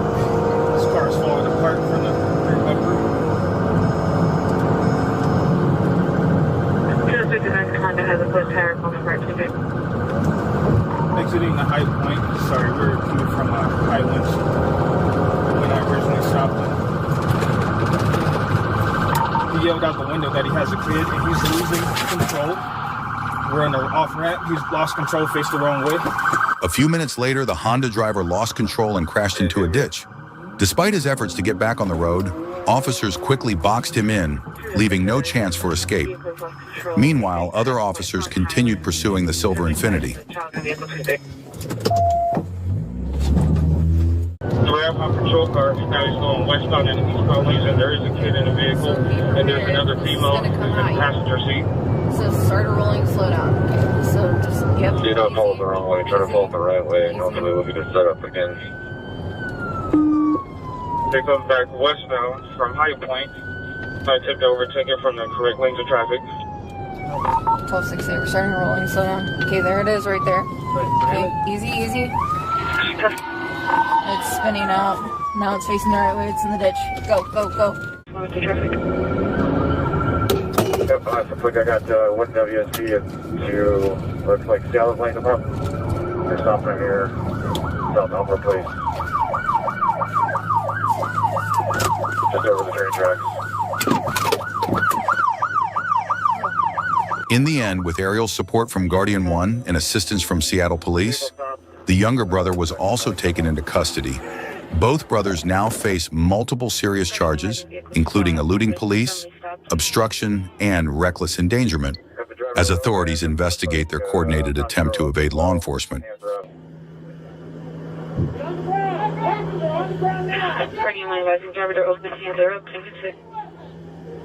Which side channel was?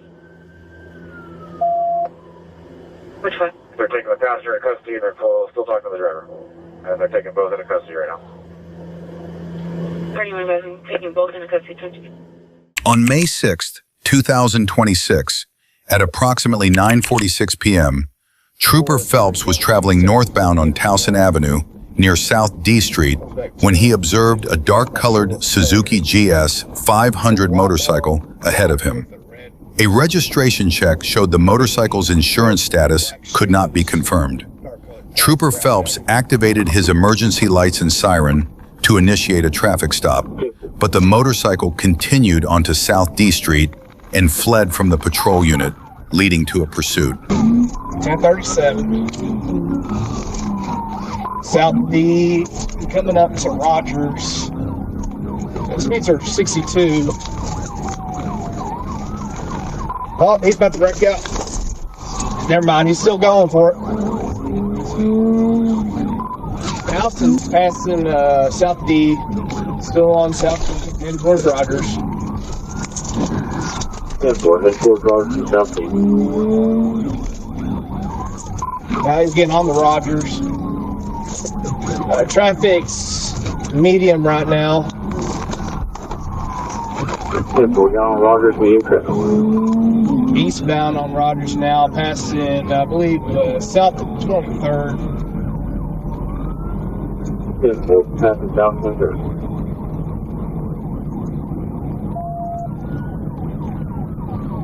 Traffic's heavy right now. He's going to oncoming traffic. Coming up to Rogers and Greenwood. Rogers and Greenwood. Speeds are 78 right now. Passing Free Ferry. Speed's 97. Traffic's light right now. Still on Rogers, continuing. It's Tesson's out 37. Traffic's light. Speed's 85 right now.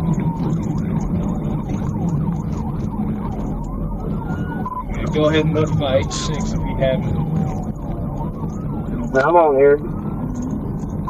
10-4. Speeds still 82. Traffic's light. South 46. Coming up to the mall. Yeah, we're coming up on the mall. Still on Rogers. Got me. He just ran a red light. Clear left, clear right. And now still passing Harvest Bank on Rogers, coming up to Waldron. Yeah, we're coming on Rogers. I think he's losing power. We're slowing down. Speeds are 60. Just ran a red light. Traffic's medium right now. We're coming up to 540. Yeah, we're coming to 540. Speeds are 75. Do you know if I'm Marling? If we're going into Marling? He's on the oncoming traffic right now.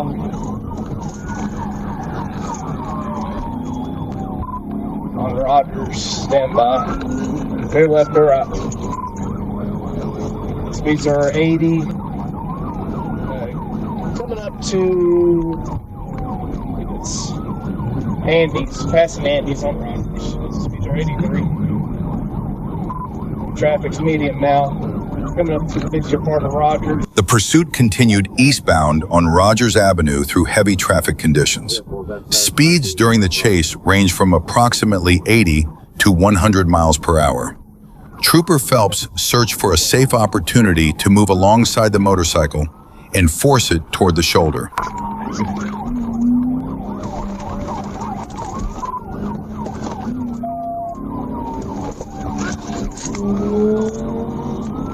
I'm gonna try to push him over.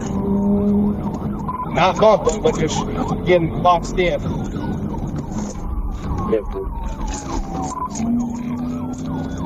Speeds are about 80, 67, passing South 79. Passing South 79. Passing Mazar. About to come up to Mazar, stand by. He's in the oncoming traffic right now, passing Walmart. Passing Walmart.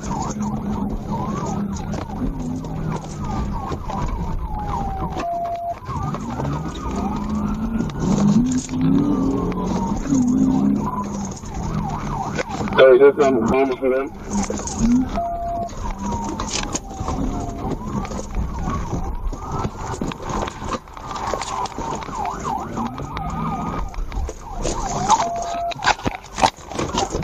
Get on your ground now! Get on the fucking ground now! I will fucking kill you! Put your hands behind your fucking back! I got him.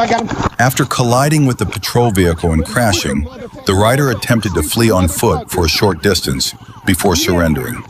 When asked for identification, the rider responded, "Your mama," and initially refused to provide his name. He was later identified as Sean Beagles. Troopers determined that Beagles was driving on a suspended license and also had an active warrant through the Fort Smith Police Department. Beagles was taken into custody and secured in the rear of Trooper Phelps' patrol vehicle. While seated inside the patrol unit, he reportedly stated, "After you take these handcuffs off, I'm gonna knock your bitch ass out." At approximately 5:55 p.m. on June 23, 2024, officers from the Southwest Division were responding to assist the Los Angeles Police Department Fire Department with a call involving a psychiatric patient reportedly armed with a knife. The patrol unit from the Los Angeles Police Department, with emergency lights and siren activated, was traveling eastbound on Adams Boulevard at high speed in an effort to reach the scene as quickly as possible. All units, officer needs help. All units, officer needs help. Adams St. James. Officer needs help. Adams St. James. For 15.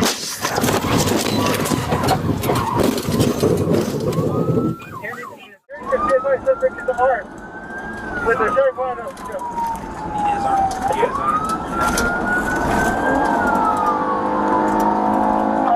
All units, officer needs help. All units, officer needs help. Adams St. James. Officer needs help. Adams St. James. St. James. Officer needs help. Adams St. James. For 15.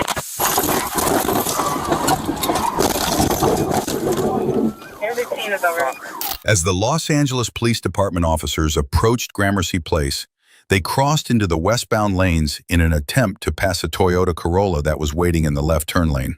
At that moment, the Corolla began its turn and was struck by the oncoming police cruiser. The impact left the Corolla's driver, its sole occupant, trapped inside the vehicle and unconscious. Several bystanders quickly rushed to the scene to assist, while the officers worked to access the car and check on the driver's condition. You good, man? I'm seeing stars. Hold on. You're good. Fire department taking Adams into the street. We're going to send you units to Uber to block eastbound traffic. Running again. You're good. I got you. Adams and Gramercy. Okay? Yeah, we're good. Somebody okay? We're good. Stop. Stop.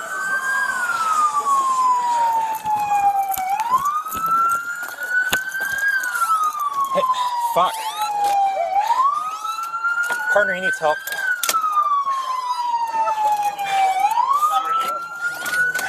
Fuck. I'm gonna go the other side.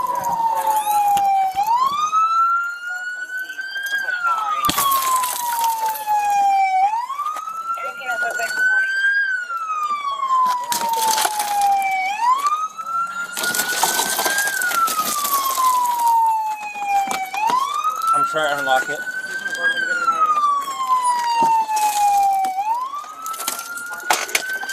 How many units block off? Westbound traffic on Adams and Gramercy. And eastbound traffic.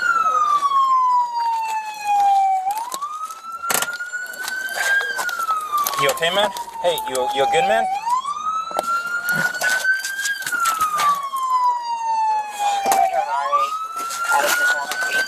I'm gonna cut him. I'm gonna cut him out.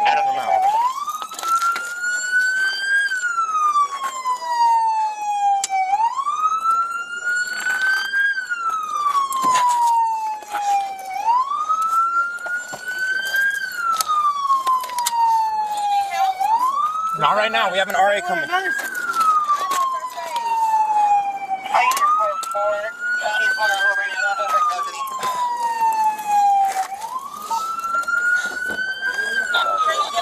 We're trying. That door's blocked. Is the seatbelt cut off? Yeah, it's cut off. Is there any way you can lift the seat back? The driver was identified as Regino Oria Jr. Body cam footage captured him slumped over the center console as officers checked his pulse and called for fire department assistance. Oria sustained critical injuries and was transported to the hospital, where he was placed in a medically induced coma. According to the police department, he is expected to survive. Fortunately, the 2 officers in the police cruiser were not injured. 2 parked vehicles were also damaged in the collision. The incident is currently under investigation by the department. He's breathing. You can see it. You can see it right here. You just need to try to get this off of him. Yeah. Well, On the evening of July 25, 2025, a Lowell Police Department officer conducted a traffic stop on a white Jeep for multiple violations, including failure to use a turn signal, speeding, a non-functioning tag light, and an expired license plate. The driver complied and pulled over, and the officer approached the vehicle to begin the stop.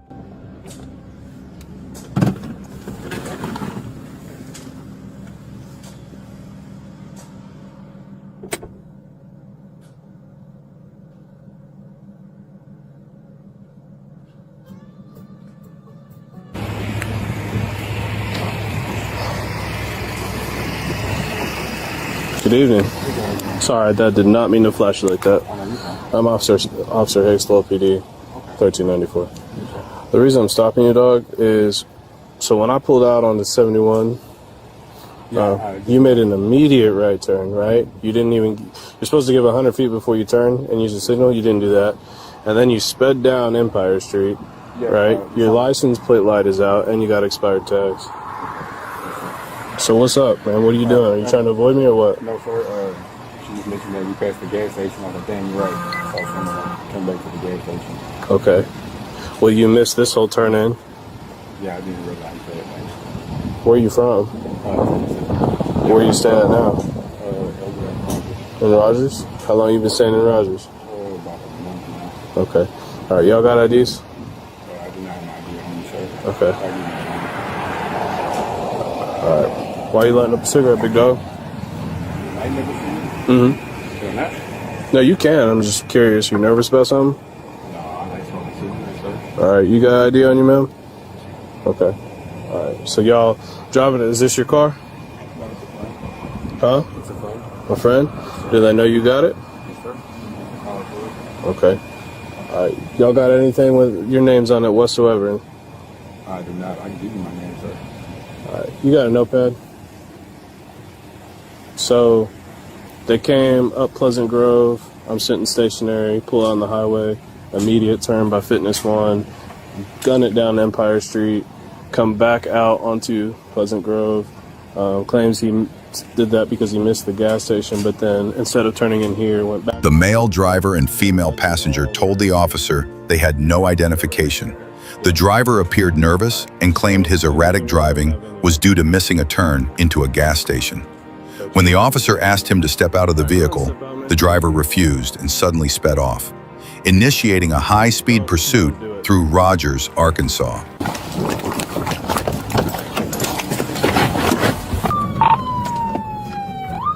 113. Go ahead. Gonna be a pursuit. Timber. We're gonna be eastbound on Pleasant Grove.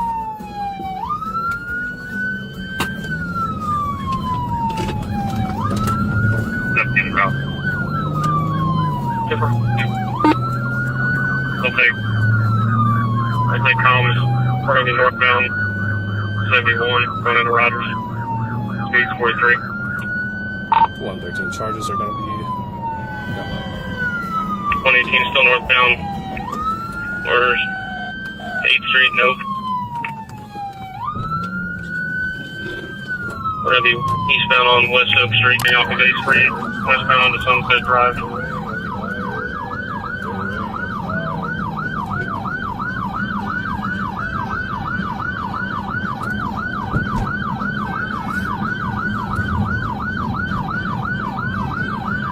Still westbound on Sunset, speed 30 miles an hour. Traffic's done.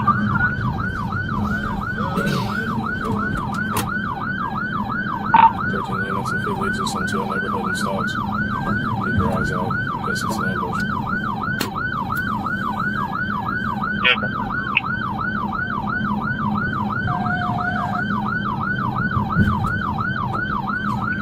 Army's notified they're going to help out with those. Negative 2, no, we're correct from yet.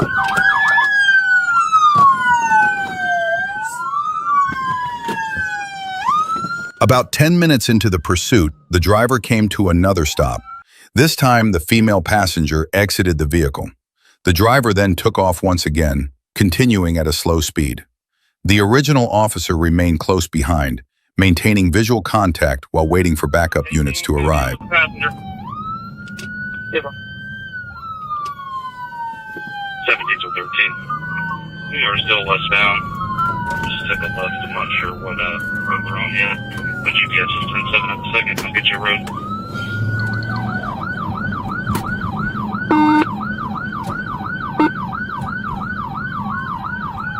Units, I'm gonna let state take a lead.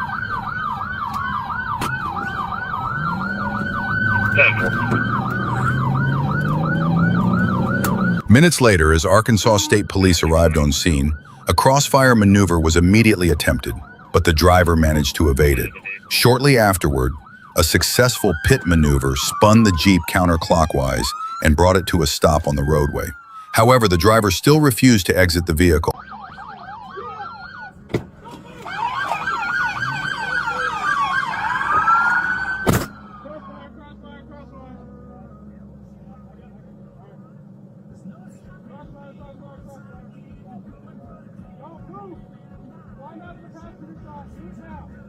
Don't do it!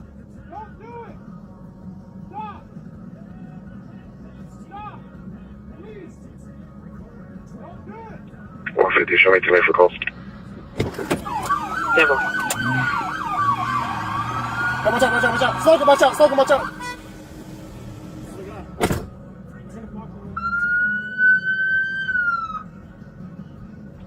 118, he's still trying to drive out of here.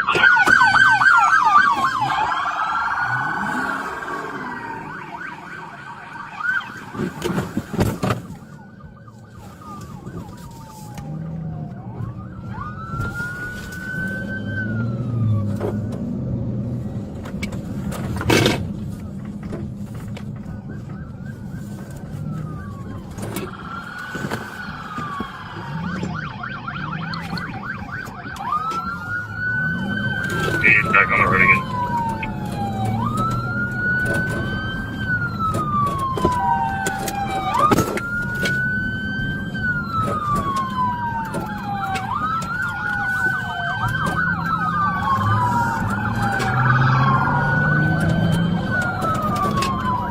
The driver then took off again, circling through a nearby parking lot with increasingly reckless behavior. Despite the vehicle beginning to emit smoke, he continued fleeing, at one point even plowing through flower beds in a desperate attempt to escape.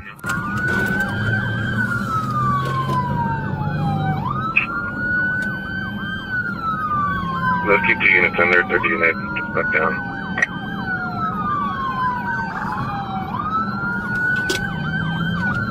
Alright, looks like we're back northbound on Dixieland.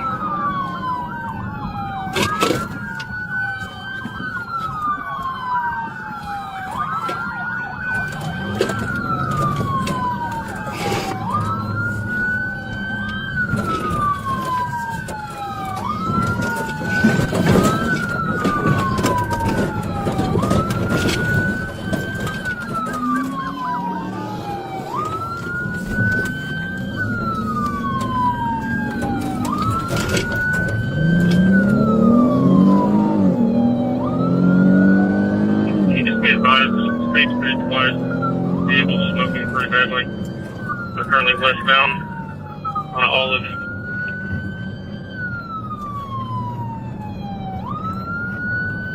Looks like they just spitted them out. Again, not sure what intersection it is. But the Olive and 24th Street.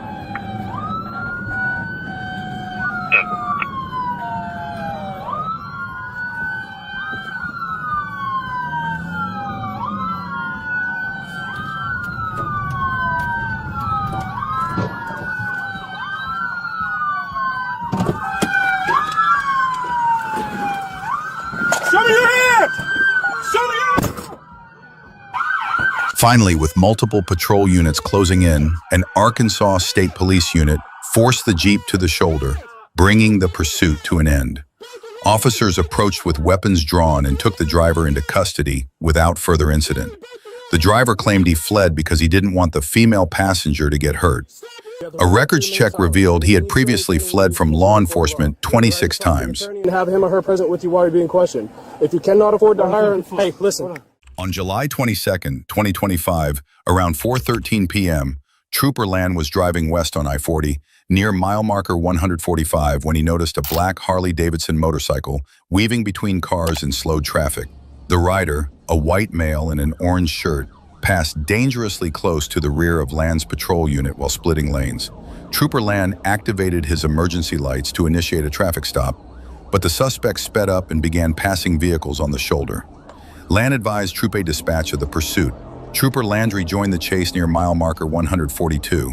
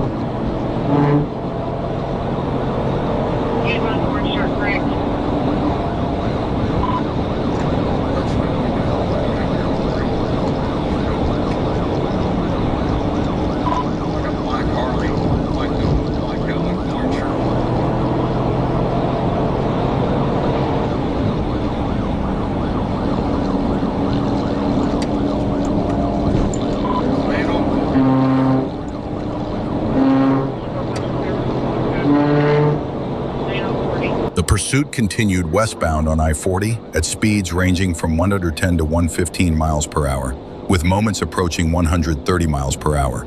The motorcyclist drove extremely recklessly, passing multiple vehicles on the shoulder at over 100 miles per hour and weaving dangerously through traffic.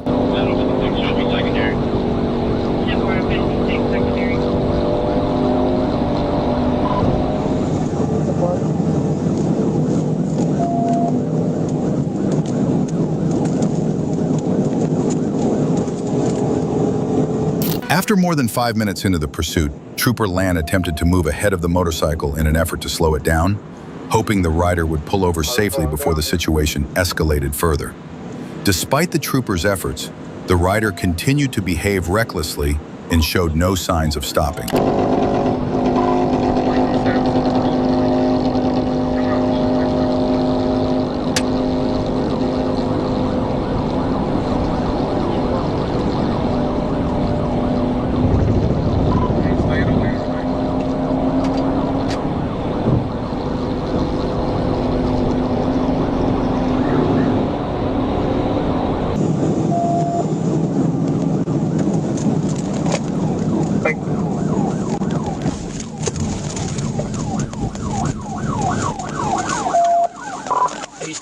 On January 21st, 2026, at approximately 2:52 p.m., Trooper Connor Nash was traveling eastbound on Highway 8 near the Calhoun-Dallas County line when he observed a gray GMC Terrain ahead of his patrol vehicle.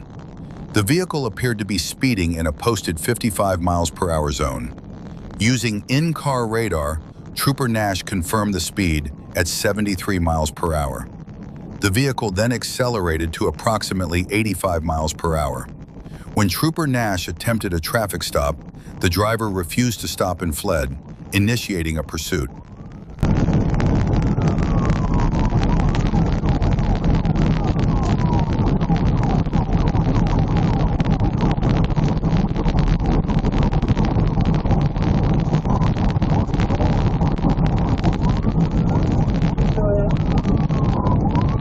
Southbound Highway 8 near Smith Chapel Road, Arkansas, 341 719.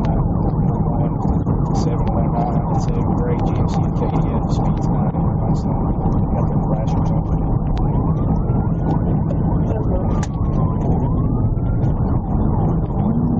Where you going? Direction eastbound.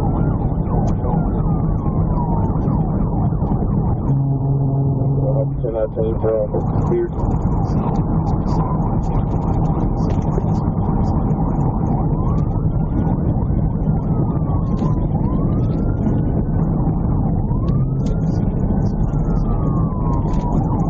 Speed still 90.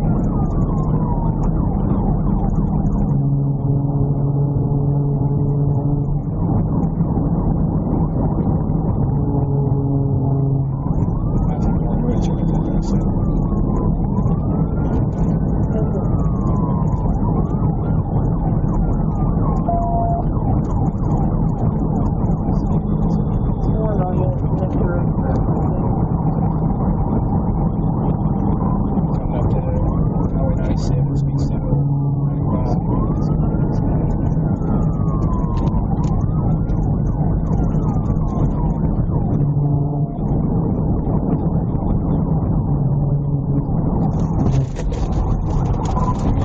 TBI.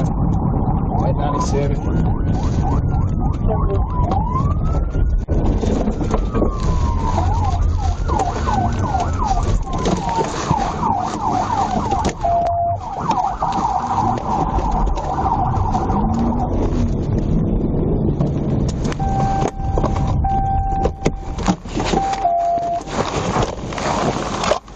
Driver, let me see your hands! Let me see your hands! Roll the window down! Let me see your hands! Roll the window down! After a pit maneuver at approximately 100 miles per hour, the driver, later identified as 60-year-old Deborah Biggers, finally complied and was taken into custody. Authorities noted the unusual nature of the incident, as an older driver chose to flee at high speed rather than safely stop.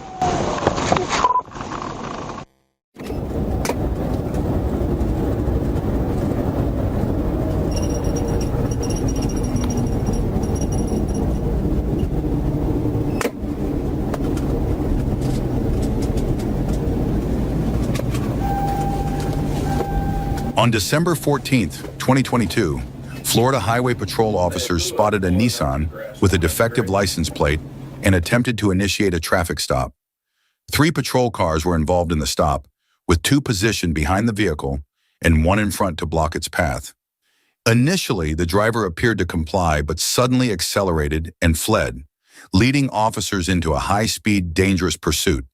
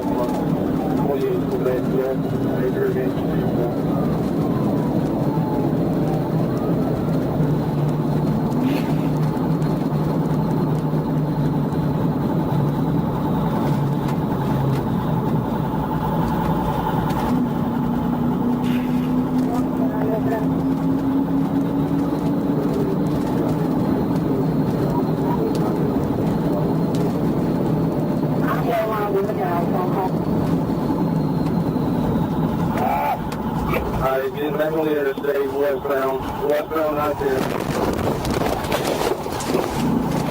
Westbound I-10, sorry, sir.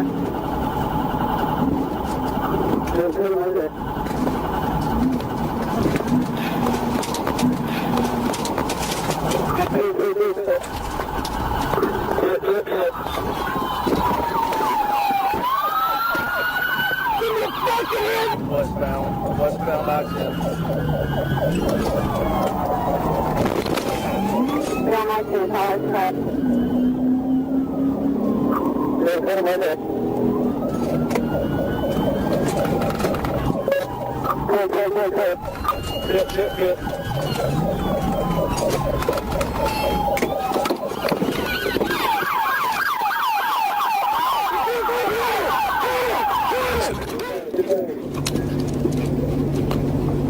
Yep. Copy through the team. Yep, through the tank. What are you doing, dude? You alright? Hey, you good?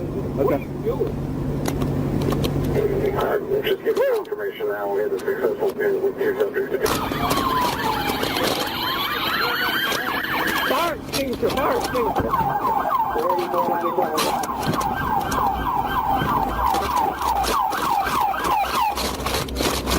Got it, Jess?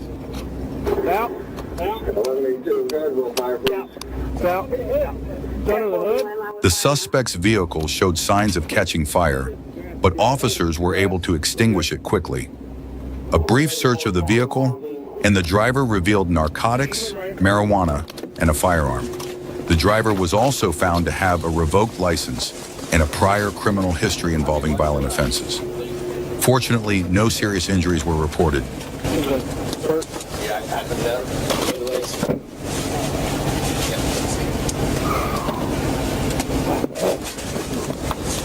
Everybody good? Everyone's good? Everybody's good, right? Yeah. Everybody's good. I can't get in, sir. You can. Yes. Keep going. Move your feet. See, he pulled over right there off the exit. Got on my PA to tell him to pull over into the grass. At about 7:40 a.m. on August 29, 2023, multiple 911 callers reported a silver vehicle traveling the wrong way on Interstate 40 near Lone Oak, Arkansas. Callers stated the elderly driver had already struck several objects. Trooper Escamilla began searching and soon spotted the vehicle traveling in the wrong direction. He quickly moved in to intercept.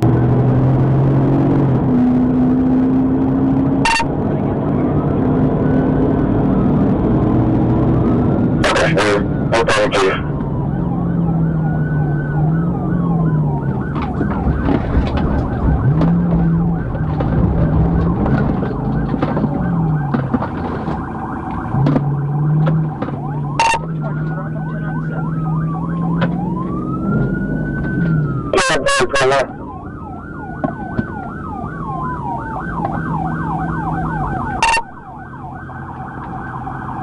I got that vehicle stopped.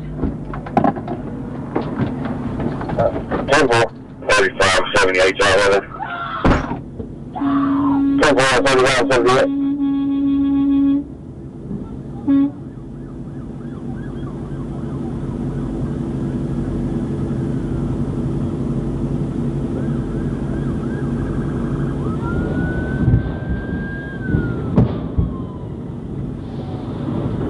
As Trooper Escamilla moved in to block the wrong-way driver, traffic ground to a halt, with several semi-trucks forced to stop.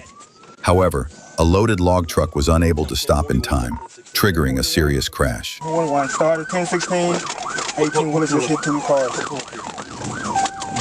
Good for. Put your sign on.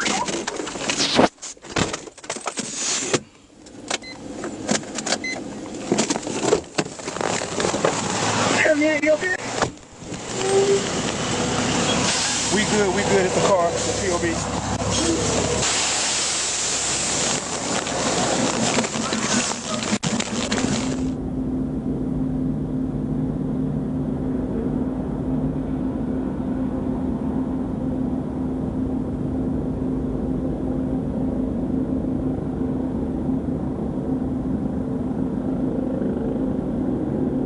Despite the desperate rescue efforts, the log truck driver, 63-year-old Thomas Arthur Job of Malvern, Arkansas, was pronounced dead at the scene. Job was a beloved member of Poyen Missionary Baptist Church in Poyen, and his sudden passing left many grieving. Although the elderly wrong-way driver was not struck in the crash, the couple's actions were seen as the indirect cause of the tragedy, sparking outrage over their reckless decision to enter the interstate in the wrong direction.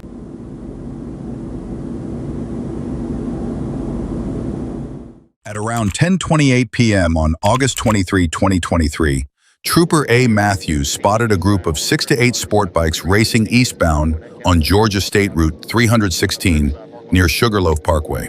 When he activated his lights and siren to stop them, the riders sped up, triggering a high-speed chase. Coming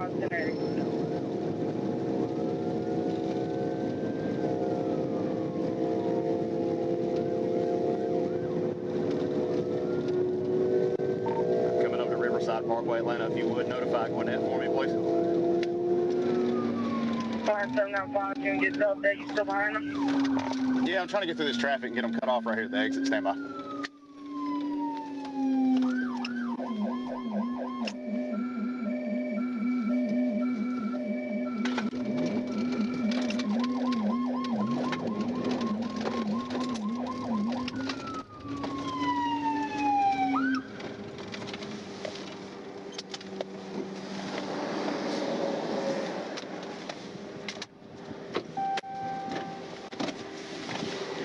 Hey, young guy, I'm chasing these motorcycles coming up right here. There's a pack of motorcycles. They're probably going the wrong way at this point.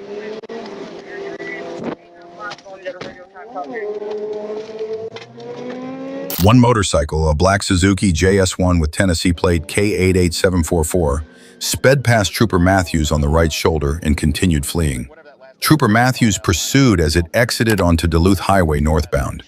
A channelization maneuver blocked the bike from re-entering GA 316 westbound, prompting the rider to make a U-turn and flee southbound instead. Going back 316, the opposite direction. Going back 316 on the opposite direction.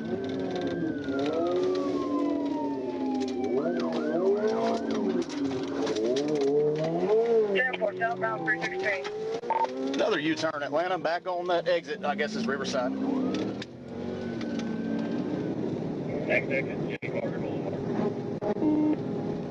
Making his way all the way over to the right, might take the exit. Nope. Hey, what kind of vehicle is it?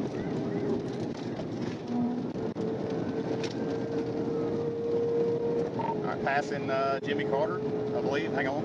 Making his way over to the right, making his way over to the right. Coming up to Chamblee Tucker. King 88744, K88744 is the tag, Atlanta. I'm close enough to read it. He's just got more acceleration than I do. Shallowford Road. We're passing up Chamblee Tucker, headed to Shallowford, 85 southbound. 10-4 pass on Chamblee Tucker from Shallowford.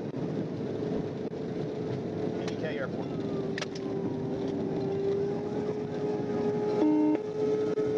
Go southbound, approach 91. Passing Claremont Road. I'm close enough to 75. Get your on. I'll try to call for you. Coming up to North Road. 10-4 pass on Claremont, approach North Druid. North Druid. Taking left on North Druid. Left up on North Druid.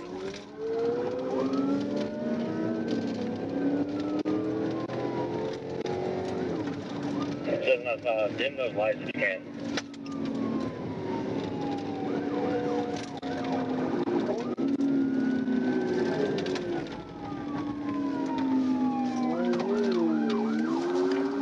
Turn it on to Cliff Valley.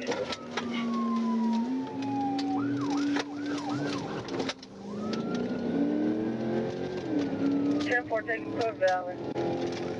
Head in.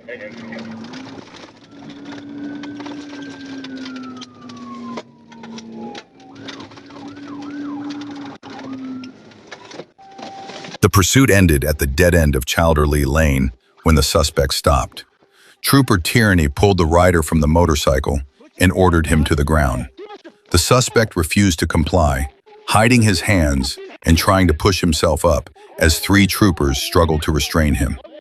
Trooper Matthews delivered several strikes to the suspect's ribs, while Corporal Holman deployed a taser in drive-stun mode, which was ineffective due to layered clothing.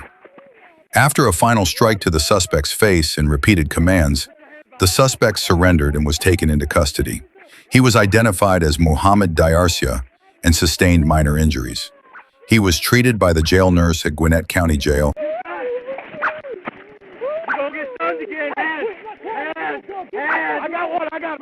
On November 29, 2023, around 10:35 p.m., the Florida Highway Patrol received reports of a vehicle fleeing a traffic stop and driving recklessly.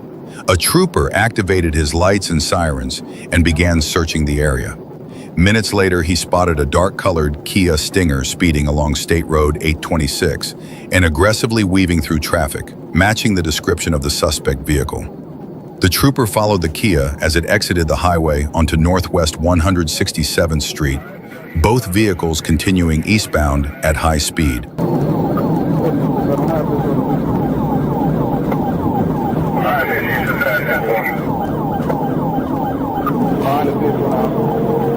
Victor Tango, Foxtrot 36.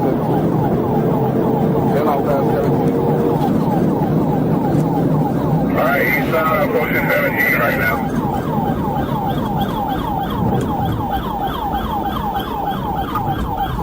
Still heading east.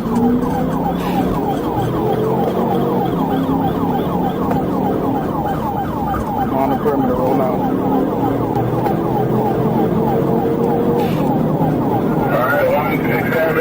And 12 Avenue right now.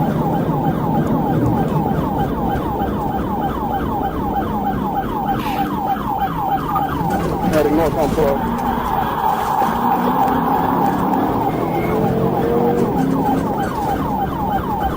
Eastbound 170 carried from 12.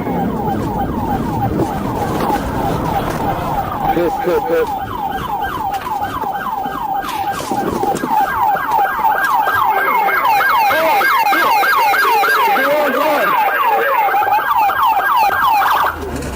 I didn't see your lights. I didn't see your lights in the back. Oh, you got the wrong car. I didn't see the lights in the back. The KHA ran a red light at Northwest 17th Avenue, then turned left on red to head north on Northwest 12th Avenue. Shortly after, a trooper performed a pit maneuver, but as the car stopped, the driver leaned out and activated red and blue lights. It was Opelika Police Captain Corey Crotenberg. Florida Highway Patrol stated that Trooper Walner Roy will not face discipline as he had reasonable cause to believe the vehicle was fleeing. The Opelika Police Department also said Crotenberg did not violate any department policy. When asked about his speeding and running red lights without using emergency lights, the department declined further comment. That's my fault. They didn't tell me it was a blacked out car. It's a blacked out car. It was right on his end. Oh my God. On the night of March 19th, 2024, at approximately 8:55 p.m., Trooper James Booth was patrolling northbound on Interstate 430 near Shackelford Road when he spotted a black Nissan SUV speeding, clocked at 83 miles per hour in a Altmish Besh Belga. The SUV quickly veered onto the eastbound on-ramp for Interstate 630. When Trooper Booth tried to pull the vehicle over, the driver, later identified as Jimmy Clark, refused to stop and instead hit the gas, pushing the SUV past 100 miles per hour. Booth immediately alerted dispatch, reporting an active pursuit as the vehicle raced east on Interstate 630, passing the John Barrow Road exit.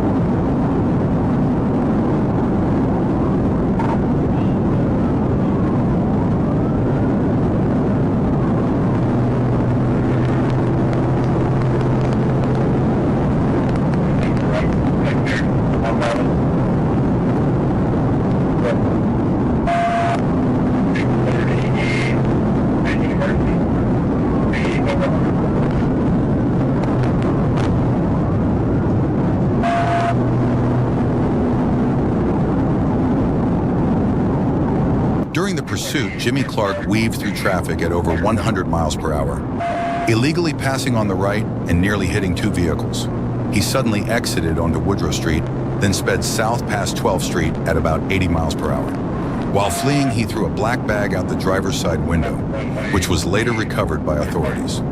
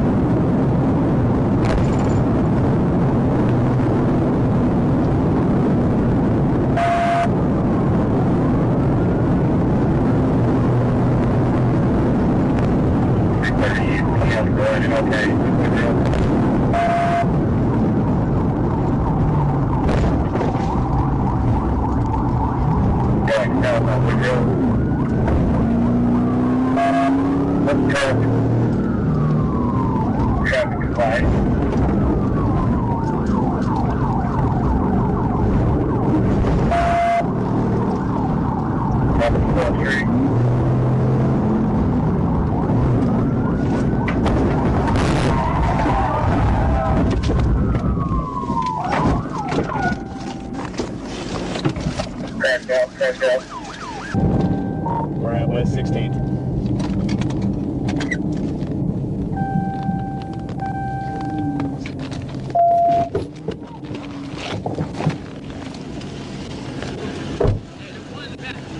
Back seat. At about 3:10 p.m. on September 10th, 2024, Trooper Little was patrolling when he spotted a black Hyundai traveling south on Interstate 49 near the 67-mile marker with faulty and improper lights, including a non-functioning left brake light. He activated his emergency lights and siren, but the driver refused to yield, sparking a pursuit.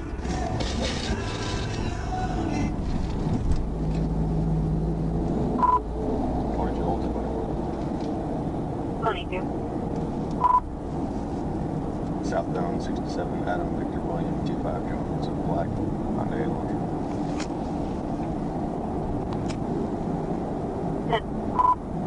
Correction, Sonata. We're still southbound.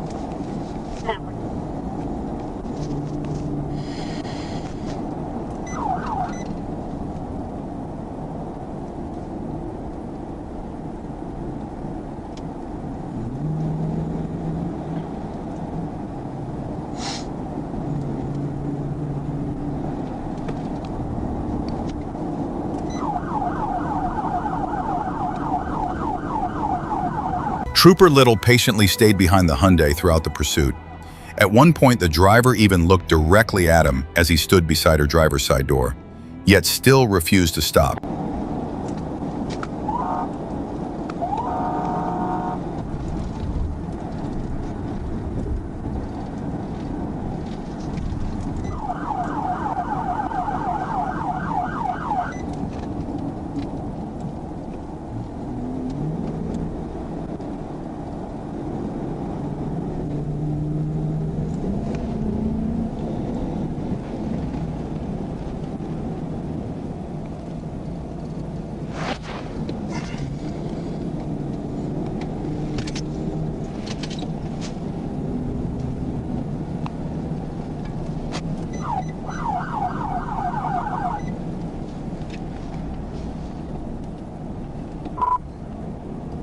I'm fixing the TVI.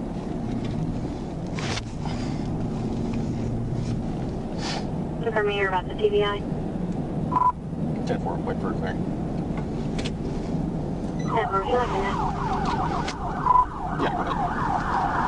Oh, unit 1063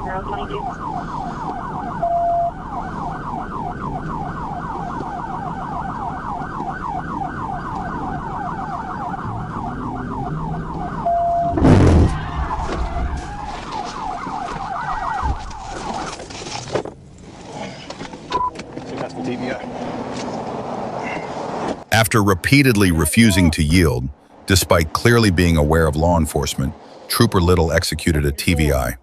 The maneuver was successful, bringing the Hyundai to a stop. The driver, identified as 49-year-old Salima Akhtar, was taken into custody and secured in the back of the patrol car. Actor explained that she had previously been told by other officers not to stop for flashing lights and sirens. Trooper Little clarified that this was not correct procedure, and she acknowledged that she now understood the proper way to respond in such situations. Why weren't you stopping? You looked right at me and you kept going, man. What are you doing? At approximately 3:20 p.m. on May 25th, 2023, Officer George attempted to stop a white Dodge Charger displaying an expired Georgia temporary tag, which had been out of date for over a year. Further investigation revealed the vehicle had no insurance, a suspended registration, and a tinted license plate cover. The driver initially stopped on westbound Highway 120 near Hill Street, but as the trooper prepared to make contact, the driver suddenly accelerated and fled westbound in a reckless manner.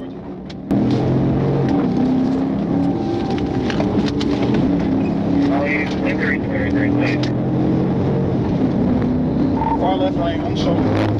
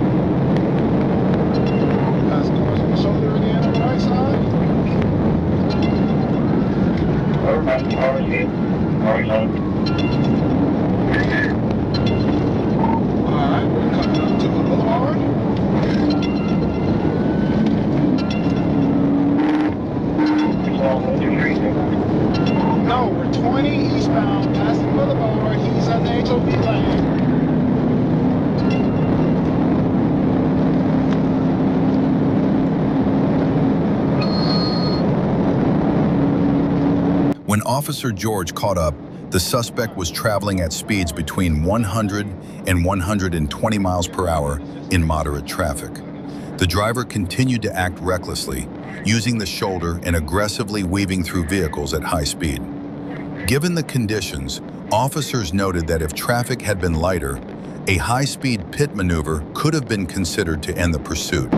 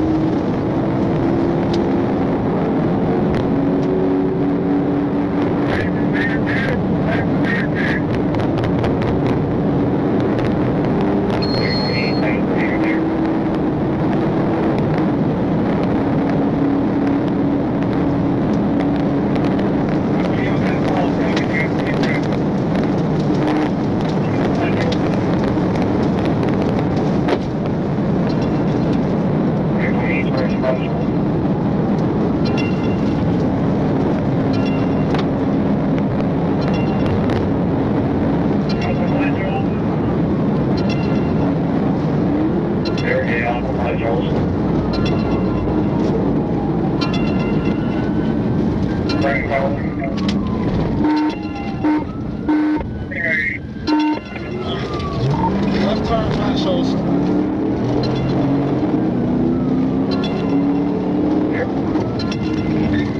Alright, crossing over Fayetteville, runs the red light.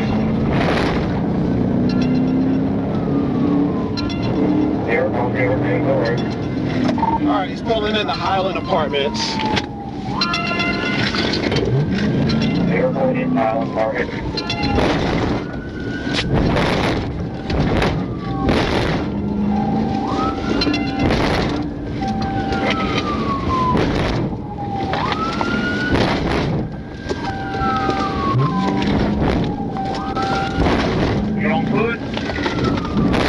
Nope, we're still driving. Stay on the road, stay on the road. He's gonna get back to the road. Yeah, stay out. He's coming back out to the road. He's coming back to the road. There's only one way in, one way out. Yeah, I'm not there. I'm just... The pursuit ultimately led into an apartment complex where the suspect endangered multiple residents, including children. The driver then abandoned the vehicle and fled on foot. Officer George gave chase, but quickly lost sight of the suspect.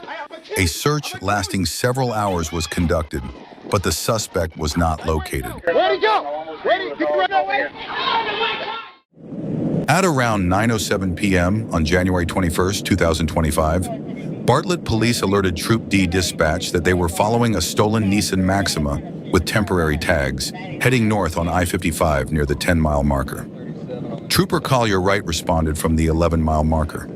After turning around at exit 10, he passed the Maxima and an orange Dodge it was traveling with, then exited at mile marker 17 to set up for a stop. When he returned, the Maxima was gone. Wright spotted it again near mile marker 19, clocked at 130 miles per hour. The driver turned off the headlights while taking exit 21, but turned them back on and sped up once he realized the trooper still had visual. Wright then activated his lights and sirens to initiate a stop.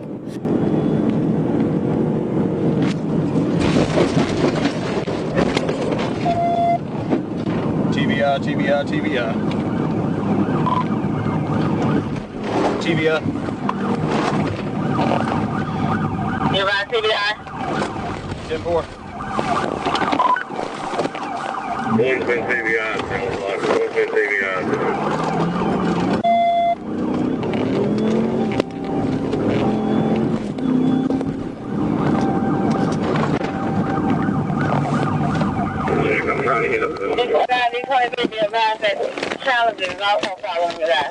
The suspect vehicle exited the service road and turned west onto Highway 42, accelerating to around 100 miles per hour.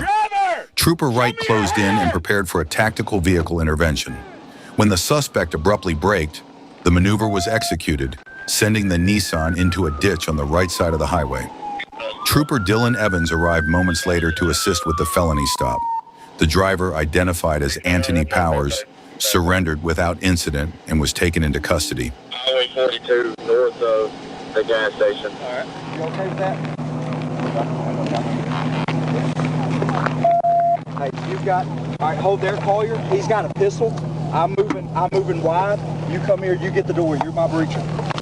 Keep your hands where I can see them. Officers located the orange Dodge and confirmed it was not stolen. The vehicle and its driver were released at the scene. A VIN check confirmed the Nissan Maxima had been reported stolen out of Bartlett, Tennessee. The Maxima's curtain airbags had deployed, and the seatbelt, though locked, had not been in use. Damage to Trooper Wright's patrol car was estimated at $9,000. The temporary tags on the Maxima did not match the vehicle. Crittenden EMS checked on the suspect's condition, and Hex Wrecker was called to tow the stolen vehicle.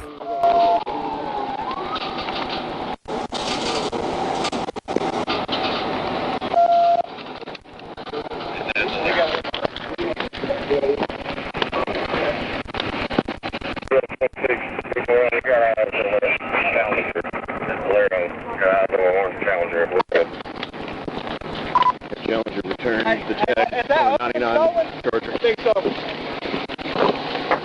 It's likely 50 degrees well. Go ahead. Stay the fuck out of Bartlett. Stealing fucking shit all the time. Do the job.